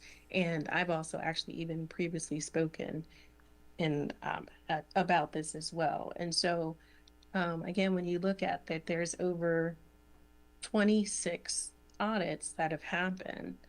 There is a mechanism for keeping track of what is happening with the money and how is the money being spent. Is it being spent accordingly? If there's concerns, though, about how the money's being spent, we have an internal audit that is allowed to initiate its own audits and investigations. And the board actually ends up directing or helping to put together, that comes before us. The work plan for the audit, it comes before us. And then there's the other piece where there is a completely, as far as how it's manned, there is a completely separate fraud, waste, and abuse hotline. And so the information from there comes into the audit team, and then they're able to investigate accordingly. So even, for example, with what Ms. Domanowski just said, if she felt like she asked a question about a budget item and it wasn't answered, there's actually nothing that stops Ms. Domanowski from using that to say, hey, I have a real concern, and I believe that there's some fraud, waste, and abuse that's happening. And so we also see instances of where this is being, if you want to say, productive, because there's what the audit that came out, or the investigation that actually came out about the overpayment with the payroll. And so now that's come out, and there's being things done to address that? How do we go about recovering the money and going about pursuing the people to get those funds? So it is an example of how things are working. Mr. Young spoke to County Council. They currently already have the authority at this time to request an audit. When it comes to investigations, if there's concerns about investigations, what we have to be careful about when we talk about transparency, and I think what we have to do a better job of doing as far as managing expectations, is that transparency does not mean that every single thing can be released. You see it even in these sessions that we have. As a board, we have closed sessions and we also have open sessions. And everything that happens in a closed session, we are not able to discuss. That does not mean that there's not a desire for transparency or that we don't want to be transparent, but legally there are things that have to be done in a certain way. So even when there's investigations that are done, it does not mean that everything that happens from that investigation is going to be able to be released to the public. And it also doesn't mean that if this goes to the Office of Inspector General at the county level, the same thing. All of those things cannot be released to the public if there are legal issues that prevent that information from being provided. So I think we just have to be careful as far as looking at what is the intent and what it is that we're trying to do. Maybe need to make some improvements in what we're doing with our audit system? I would say yes, there's some things that we could do better. And as a result, as we saw from the efficiency review, Ms. Frempong, your time is up. Okay, this is my last sentence. As we saw from with 2019, the audit team has made adjustments and made improvements. So we can always have room for improvement. Thank you. Thank you. Ms. Henn? Thank you. I hear the concerns about the duplicative functions of the IG and audit. You can look on the OIG's website as to their purpose. You will not find the word audit in their purpose. They are different functions. The fact that we have external audits, that's a requirement. It absolutely serves its own purpose of external financial audits. That serves a necessary purpose. That is not going away if the IG is given jurisdiction over BCPS. The purpose of OIG is to investigate fraud, waste, and abuse, which there is an overlap with our internal audit group's purpose. When Ms. Barr presented to us, she presented the number of hours in her work plan, and I specifically questioned the number of hours that were reserved in her work plan to investigate fraud, waste, and abuse. And that was a minuscule percentage of the time allocated for internal audit. The sole purpose of the OIG is to investigate fraud, waste, and abuse, and to do so independently. Another key difference, the OIG is required to publish their results publicly. They have a duty, it's in the county code, to publish their results publicly. That's outside of the board, it's in the county charter, and they share their results. To give you an example of just how different their focus is, their recent report looked at the Department of Traffic Calming. I'm going to get that name wrong, but it was on traffic calming. And they found that a program manager, one employee who worked for the county. That's your bell for the time. That's my time. May I finish my thought? Your sentence. $200,000 in savings they realized because elevated speed calming devices were being misplaced or being placed on roads improperly that were saved. Thank you. Thank you. Ms. Dominowski, your hand was up.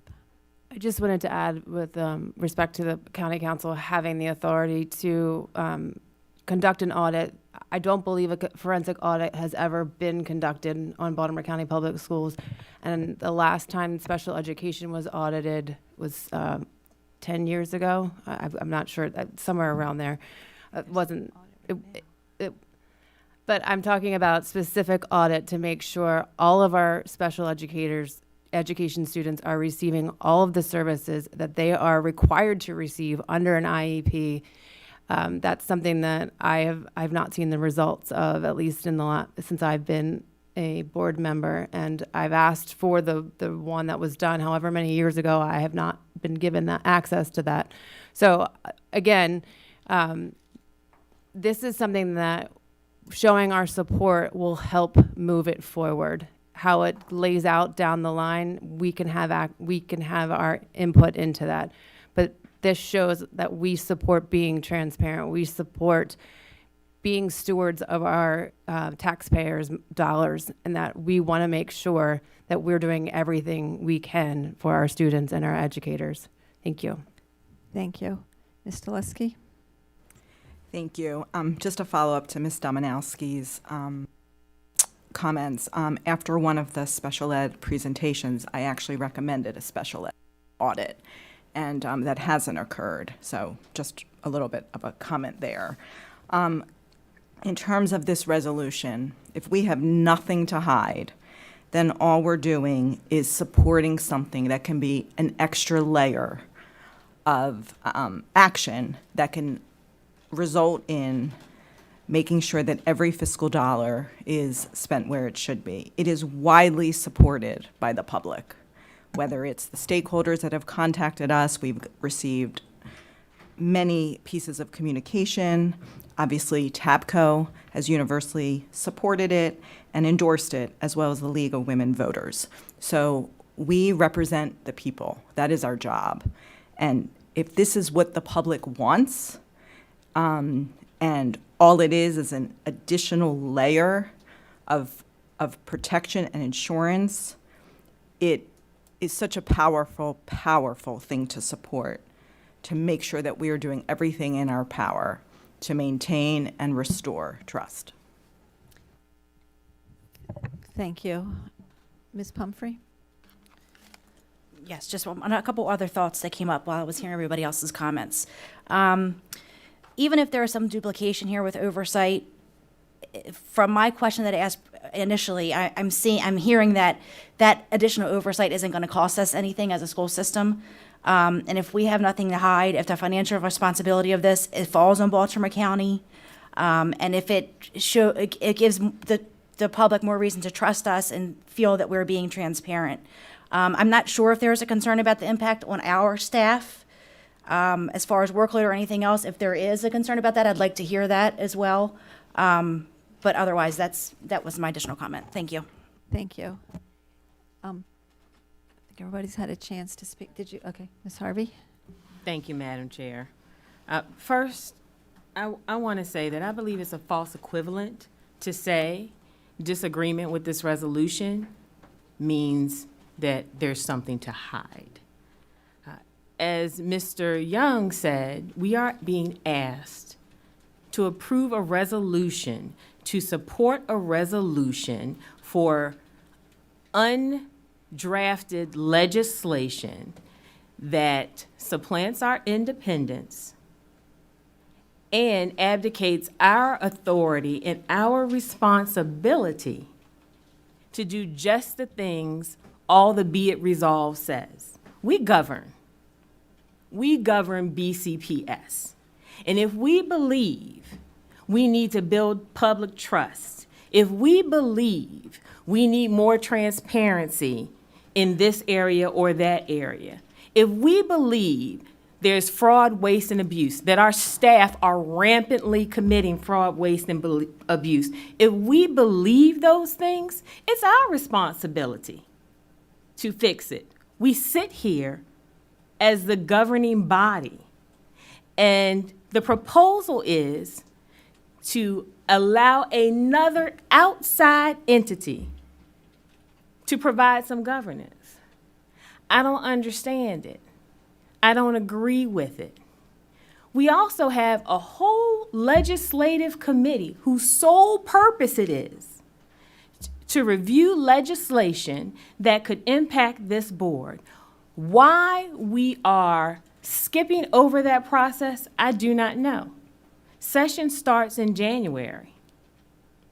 Legislators have already said they're crafting the language. Why would we not allow the bill to come to the legislative committee for review so that we can responsibly vote on what we are saying, not me, what some are saying they want to abdicate to an outside entity? It doesn't make sense to me, and it smacks at me giving up my responsibility to do just the things we're saying need to be done as a governing member of this body. And I cannot vote for a resolution to approve legislation that we have no idea what it says. The legislators have no responsibility to incorporate anything in this resolution in their legislation. They could incorporate some of it, all of it, none of it. It could be amended to incorporate some of it, all of it, none of it. So why are we acting prematurely before we even have a document that we can reasonably assess, as is our responsibility as board members? I would like to wait to see the actual legislation to make a decision. It seems irresponsible to do anything other. Thank you. Ms. Domanowski, I'm not sure how much time. I only have 20 seconds. Okay. Very quickly, I just want to add, I would say that we have limited ourselves by eliminating the budget committee as far as it comes to overlooking the budget. So, Mr. McMillian? I want to say that the internal audit that was conducted to look at the overpayment, they discovered somewhere near, it's around $800,000 that was overpaid. Out of the sample size the internal audit looked at. Really, how much money was it in reality? That's what they discovered in the sample size that they looked at. So I think that, you know, they were limited in what they looked at. And if it was $800,000 in that small sample size, what was it? And I think, I think it's deserving, just that alone is deserving of an outside set of eyes to come in and look at, you know, what we're doing. Thank you. Ms. Gover, can I have a roll call vote on the motion to support County Council Resolution 4025?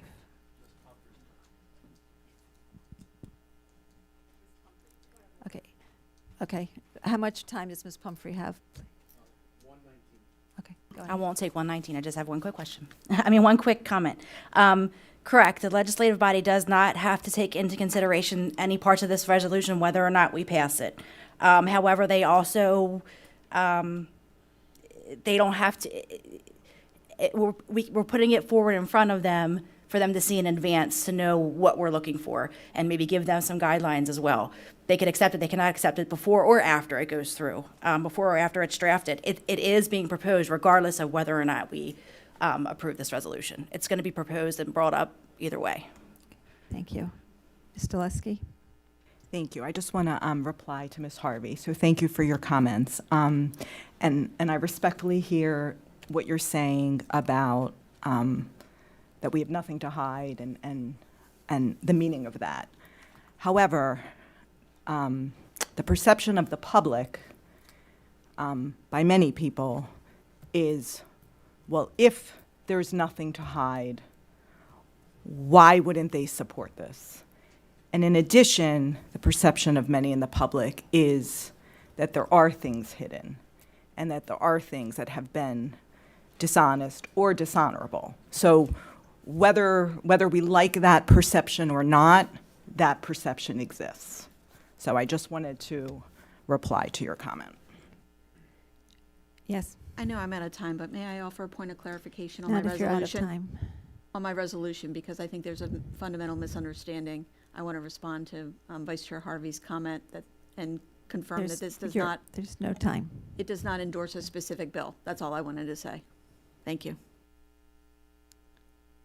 Okay, may I have a roll call vote, please? Mr. McMillian? Yes. Ms. Pumphrey? Yes. Mr. Young? No. Ms. Domanowski? yes. Ms. Henn? Yes. Ms. Frempong? No. Ms. Harvey? No. Ms. Ogumbe? No. Ms. Dulesky? Yes. Dr. Savoy? No. Ms. Lichter? No. Favor is 5. Thank you. The next item on the agenda is the report on the blueprint funding formula, and for that, I call on Dr. Rogers and Mr. Tantliff.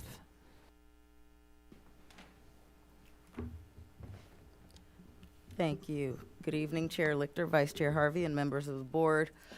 We are pleased to provide the board with a report on blueprint funding.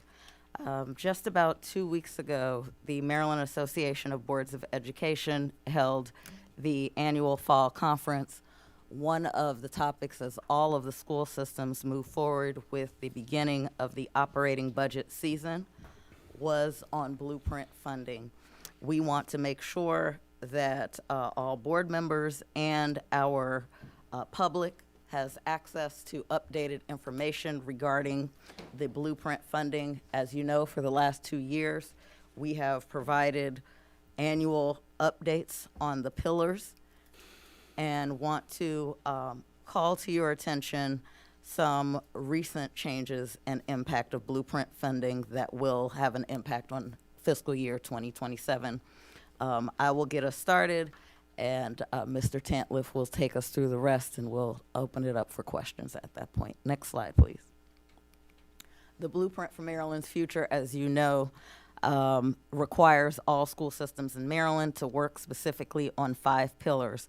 Baltimore County Public Schools has invested in early childhood education, high quality and diverse teachers and leaders, college and career readiness opportunities for students, and more resources to ensure that all of our students are successful.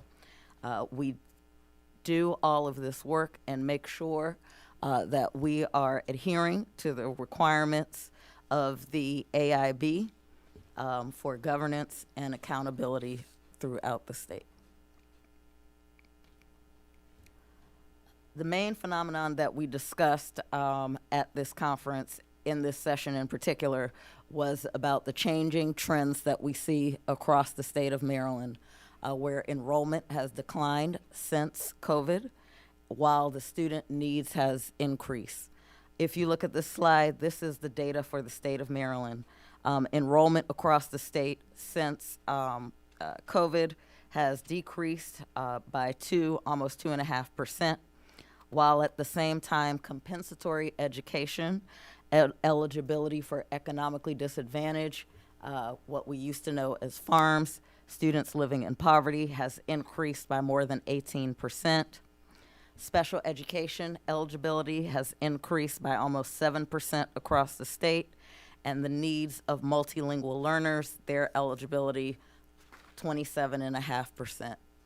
The next slide shows us the picture in Baltimore County Public Schools. We follow the trends of the state. Our enrollment is also decreasing. We have our data here from 1920 to 24-25. During that same time period, we saw an enrollment decrease of 4.4%, while the student needs continue to increase. The percentage of students who now qualify for free and reduced meals, economically disadvantaged, has increased by 116% over these years.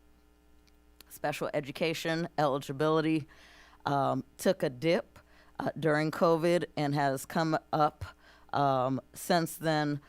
It's relatively stable. The additional eligibility is 1.7%.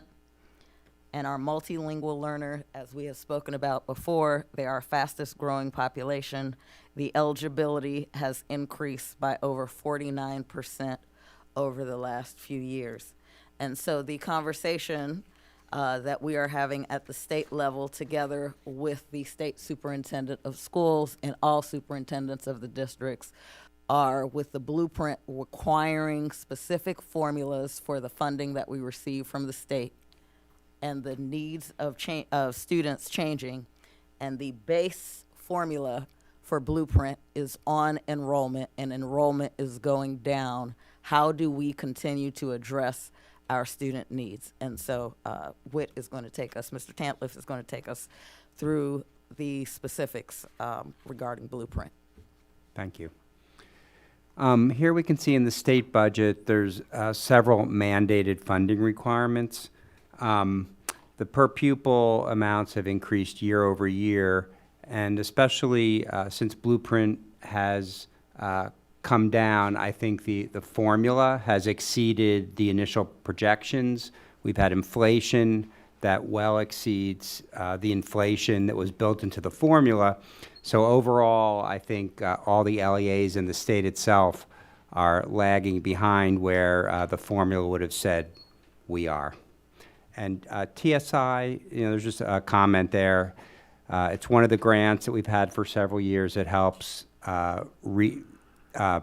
students that are behind in reading. That actually sunsets this year, and we pretty much pay for extra reading specialists and extra math assistants, and those positions will probably remain, so it's an example of where we'd need to absorb those expenses in the budget.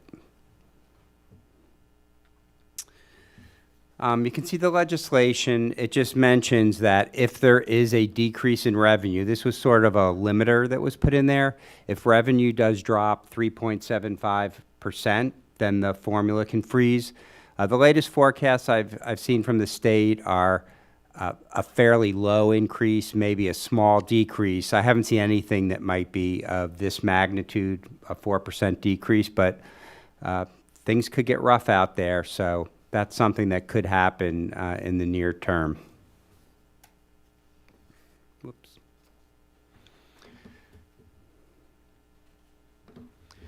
I talked about this a little 2 months ago. I did a brief presentation on state aid for everyone. But there's a bunch of tranches that we'd call them for Blueprint, and each piece of the Blueprint funding has a different formula associated with it. So there's a different amount per pupil, and there's also different student counts that go into each of these components. And we add all of them up, that's how we derive our total state aid formula. So just for instance, foundation is based on our total eligible K through 12 students. Compensatory ed talks about our free and reduced students. Multilingual, just like it sounds like, it's our ML kids, special ed, et cetera. So there's a different group of students that derive each of the buckets that you can see here that make up the total Blueprint funding. And really, Blueprint is our state aid now. It replaced Thornton Bridge to Excellence. When we talk about state aid now, it is Blueprint.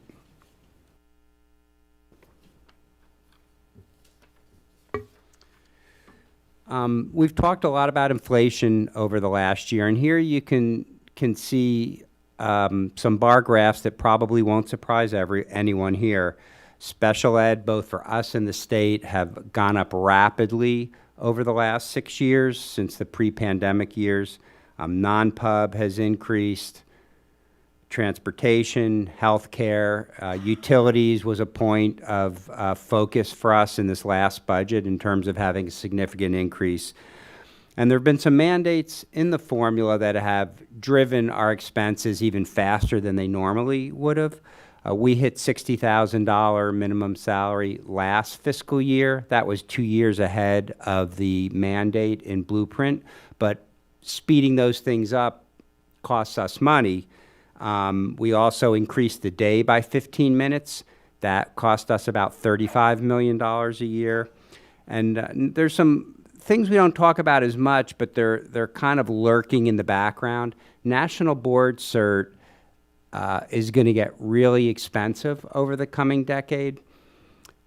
You get $10,000 for achieving National Board. You get $7,000 in a low-performing school, and then when you get your renewal, each one of them, you're getting an additional $8,000. So we just, according to the law, when they started counting the years, coming into this year, we just did our first renewals. So those teachers, if they're in a low-performing school, are getting $25,000. The money is so significant. There's got to be tons of people they're going to, and we're seeing lots more people enroll to try to get qualified. But I could see personally, I think many people would agree over the coming decade, we could have thousands of people that are MBC qualified, which will cost us tens of millions of dollars. The state picks up half to a little more than half of that cost. But these are all significant things that are kind of lurking in the background. Not so much this year, but we will see them coming up.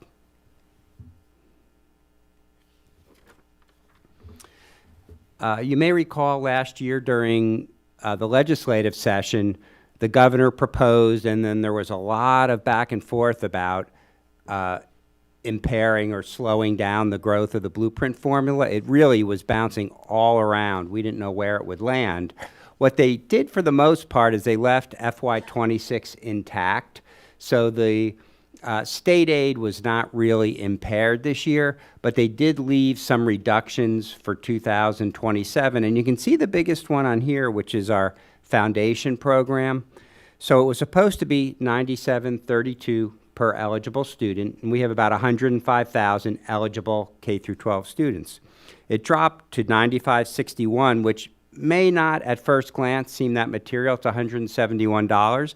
But if you take that 171 and you multiply it by 105,000 students, well, you get about $18 million. So this small change in the formula costs us $18 million in the upcoming budget season that we're about to enter. What does $18 million get you? That gets you about a 1.5% COLA for all bargaining units. It probably wouldn't be surprising because the state's fiscal outlook is degrading, as I think everyone has heard for a lot of different reasons. It wouldn't be surprising if during the session they make some changes to the formula in the future years, in 27 or the out years. Impossible to know, and I haven't heard anything in the paper about what may be planned in that regard, but I don't think it would surprise anyone. This is an example, and you may have seen something like this in the past, but it just is a really basic example of how blueprint funding gets pushed out to the schools. So it's based on the attributes of the student in each school. So every student gets foundation. So you can see across the board there, all 3 students get foundation. If they qualify for free and reduced, which we're mostly doing through direct certification now.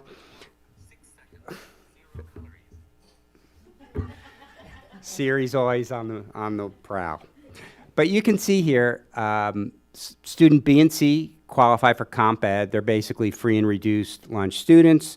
And student C's an ML and is a special ed student. So the mandated funding that we would need to push out for that student is $37,000 versus $95.61 for student A. So you can see there can be wide variations in how this funding gets pushed out to the school. And I'll just say, from a fiscal standpoint, all the LEAs are working to figure this out, even just the mechanics of doing it, but it obviously has big programmatic effects in how we fund our schools. And I think, everyone's working from a lot of different angles on how to tackle this. And here, just to bring things home, here's some of the expectations within the minimum school funding methodology. In FY25, the year we just finished, and this wasn't really in the legislation, but the AIB passed this for a point of clarification. So there's this really laborious is the only word I can use, data dump report that we need to feed into a system called Power School at the state. And so they used FY25 as our baseline. So this is measuring how much dollars per student for each of the tranches that we push down to each of the schools. And from a system standpoint, we're figuring out how to measure more and more of the actuals every year and how to push out more and more of the budgets, because our system wasn't really designed to do that. Our system pushes some dollars to the schools, but it's mostly historically centrally planned. We have to do a lot of journal vouchers at the end of the year because, for instance, fringe benefits in the general fund in our system can't follow the employee. They will be able to once Oracle is live. Now, the financial system won't go live until FY27, but that's something that'll help us in the future from a reporting standpoint. This year, FY26, we're supposed to close that gap in half. So of all the schools, all the students that didn't meet the minimum funding requirement, we're supposed to close that gap in half. And then in FY27, the expectation is all students, 100% across the board, will meet that expectation. That's a high bar to achieve. There is a waiver process And probably every LEA, including us, will be putting one in for this year and next year. Carroll County did one really early, and they extended their total process by a year to hit 100%, and that was approved. So my guess is a lot of LEAs will follow down that path, but that is a pretty large application that needs to go by school, by funding stream, and where you think you might not hit.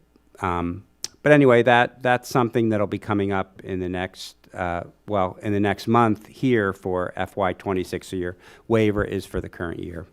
And that concludes the presentation that the superintendent and I had for you today. Thank you. Thank you. Questions or comments from board members? Ms. Dominowski? Yeah, I'm not sure if you'll be able to answer this, but approximate how much do you think we under or overestimated how much money would be available for Blueprint in this budget that we're operating under now? And can you approximate, for next year? Ms. Dominowski, do you mean, I was talking about when the legislation was created almost a decade ago, and they were projecting how much it would cost. In aggregate, the costs have well exceeded what they would have projected at the time. Are you specifically asking about BCPS? I'm specifically asking about Blueprint funds, because you're saying that now everything we get from, all the special, State aid. State aid is Blueprint funds. So I feel like there was some suggestion that there wasn't as much money available in state aid to meet the requirement of what we needed. Is there a way that we can estimate how much that was? We have pretty good models that we put together, so based on our enrollment, and we'll tighten that up once our September 30th enrollment gets finalized and submitted in November. We know the formulas. So every year for the superintendent's proposed budget, we put a projection together of state aid, and then the state puts out their preliminary projection, which in normal times is very close, in mid to late January. And the county has already given us a projection for next year, which they've said is 2% more than last year, and they've said that in public. So, we have something pretty good to work with based on, what we know our enrollment to be. I guess what I'm asking is, before we headed into the budget season for 2026, the budget we're operating under now that we've just passed, did we have a preconceived notion of how much money would be available in state aid, and how much over or under were we estimating that amount? Well, by the time the budget was adopted, we had a very good idea of what state aid was. One caveat last year is it was still, if you remember, it was bouncing around. So the legislature hadn't finalized what they were going to do. So there could have been a variance where there wouldn't have been in normal times, because the county executive proposed her budget before the legislature locked down their numbers. But in the end, there's about a $3 million upside that we've planned post-adoption that the superintendent gathered together. If you recall, post-adoption, we funded the January 1st increase for the union contracts. Well, part of it was having the final state aid, which ended up being a little more than $3 million better than we had in the budget. But that's been taken into account now to fund all the union contracts for January 1st. But normally by the CE's budget, it's very solid. It rarely changes, but these times aren't completely normal. Okay, I'm gonna try to ask it one more time, All right. and this might be for Dr. Rogers. There was a time after we were given the budget, the proposed budget in early January, and then we were told that we needed to relook at the budget, that the numbers, that there were some meetings going on behind that we weren't a part of, that our committees were asked to be on hold so that you could focus on the budget. Was there a number that you were aware of that we needed to get to, that the state aid wasn't going to be there, that we thought was going to be aware of when we were given the original proposed budget? So I think you might be recalling and referring to some of the communication that I sent out widely to Team BCPS and held several budget updates for the public and some 2x2s for the Board of Education. At one time, after Governor Moore proposed his budget for the state, BCPS, and Mr. Tantliff, correct me if I'm wrong, I believe we had, it was upwards of $20 million that we could have lost. And we created a chart and a table we shared. It was non-public. There's all the blueprint all funding the streams blueprint plus categories, non-public. $20 million that was at risk for us. You'll also recall that I testified in Annapolis several times, went and met with many lawmakers along with my colleagues across the state, and then we ended up with the budget that was passed by both houses, and that's what Mr. Tantliff spoke to, which instead of losing $20 million, we gained $3 million from the point that we were at in the beginning. And all of that information is still available on our website. Thank you for that. I guess my in conclusion is just, what are we doing to safeguard against something like that happening again? So that is the governor's proposed budget. Everyone will receive it at the same time. What we will be poised to do, we've already proactively, as all the superintendents across the state, shared what our priorities are. You'll recall last year we came together and identified some cost-saving recommendations for the state, as well as AIB related to Blueprint that would not have a negative impact on student achievement. So we have done that across the state already, and we are poised to go back to Annapolis as many times as it takes, testifies, and advocate with all of our partners on behalf of BCPS if the governor move forward something that has a change that is not anticipated. In one of the charts that Mr. Tantliff shared, there is a category that says the post that House bill. So there is what we were supposed to have 10 years ago, and then there was the House bill last year, which gave what we should expect for FY 27 and moving forward. Now, that's what's on the table. We are hearing on a regular basis about further challenges, and so we won't know until January when the governor proposes the budget whether or not Blueprint is a part of some of the cost-saving measures. But we will be prepared to advocate, and we have already done our proactive work as the superintendents across the state of Maryland. I don't know. I probably don't have any time, do I? Okay. Just lastly, can we request something from the governor, from the state, or from the county as far as how they are saving the money for Blueprint that they're supposed to be saving, that they're supposed to be setting aside, and not spending it somewhere else?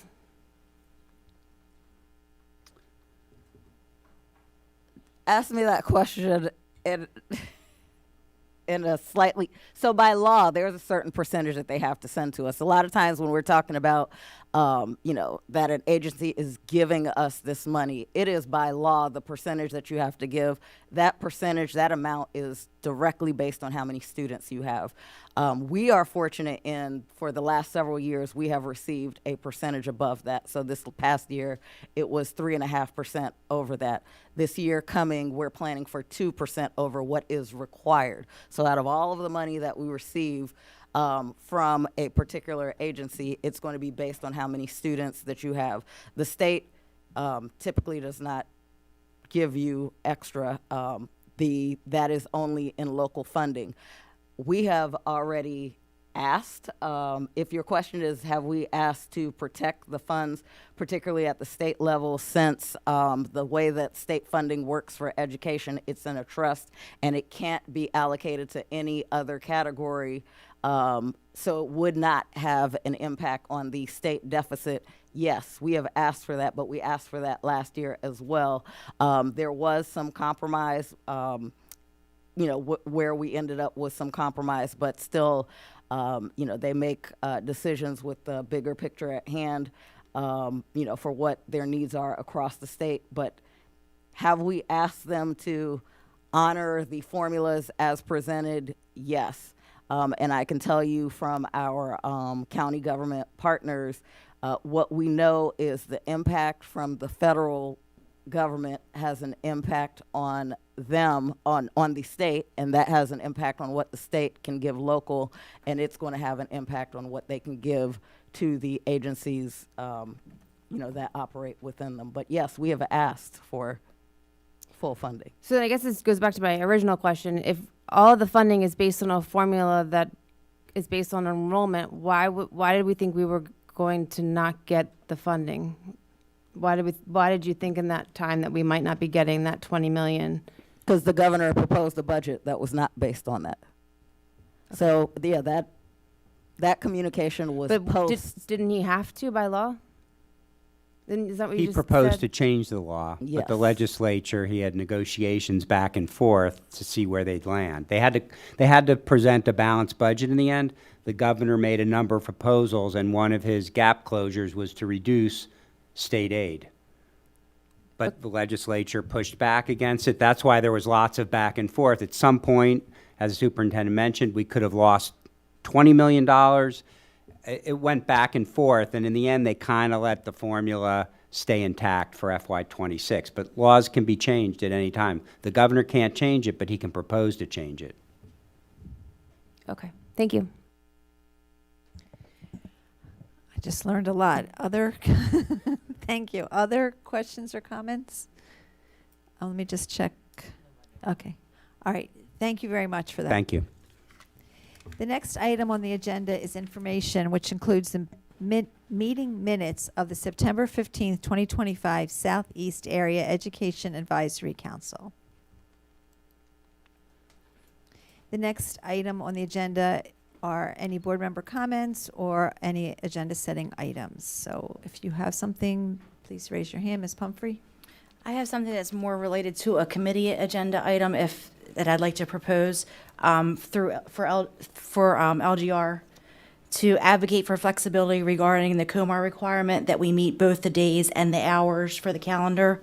As you know, looking to what another LEA has done successfully, and that they were able to eliminate their half days in doing that, and I think some other flexible changes in their calendar. I think that would assist us in future calendar planning. Thank you. Thank you. Ms. Zaleski? Thank you. Yes, I just would like to restate my recommendation that we do have an audit of the special education department. And then just given some recent communications from stakeholders, an update on school psychologist staffing. Thank you. Thank you. Anyone else have their hand up? Okay. The last item on the agenda is announcements. The board's next. Oh, okay. Thank you, Ms. Zaleski. Ms. Frempong? Thank you. Since our next board meeting will not be until after American Education Week starts, I just want to say a happy early start to American Education Week. I encourage the parents to come out and see their students in their learning environments, and I thank you to all the teachers and staff and even the parents, the PTAs, for the work they do to support successful American Education Week.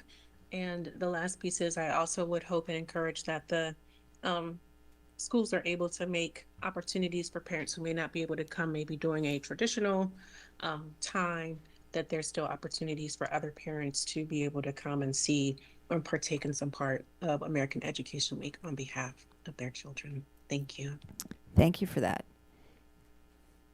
The last item on the agenda is announcements. The board's next meeting will be held on Tuesday, November 18th, 2025 at 6:30. Thank you for joining us tonight. This meeting is now adjourned.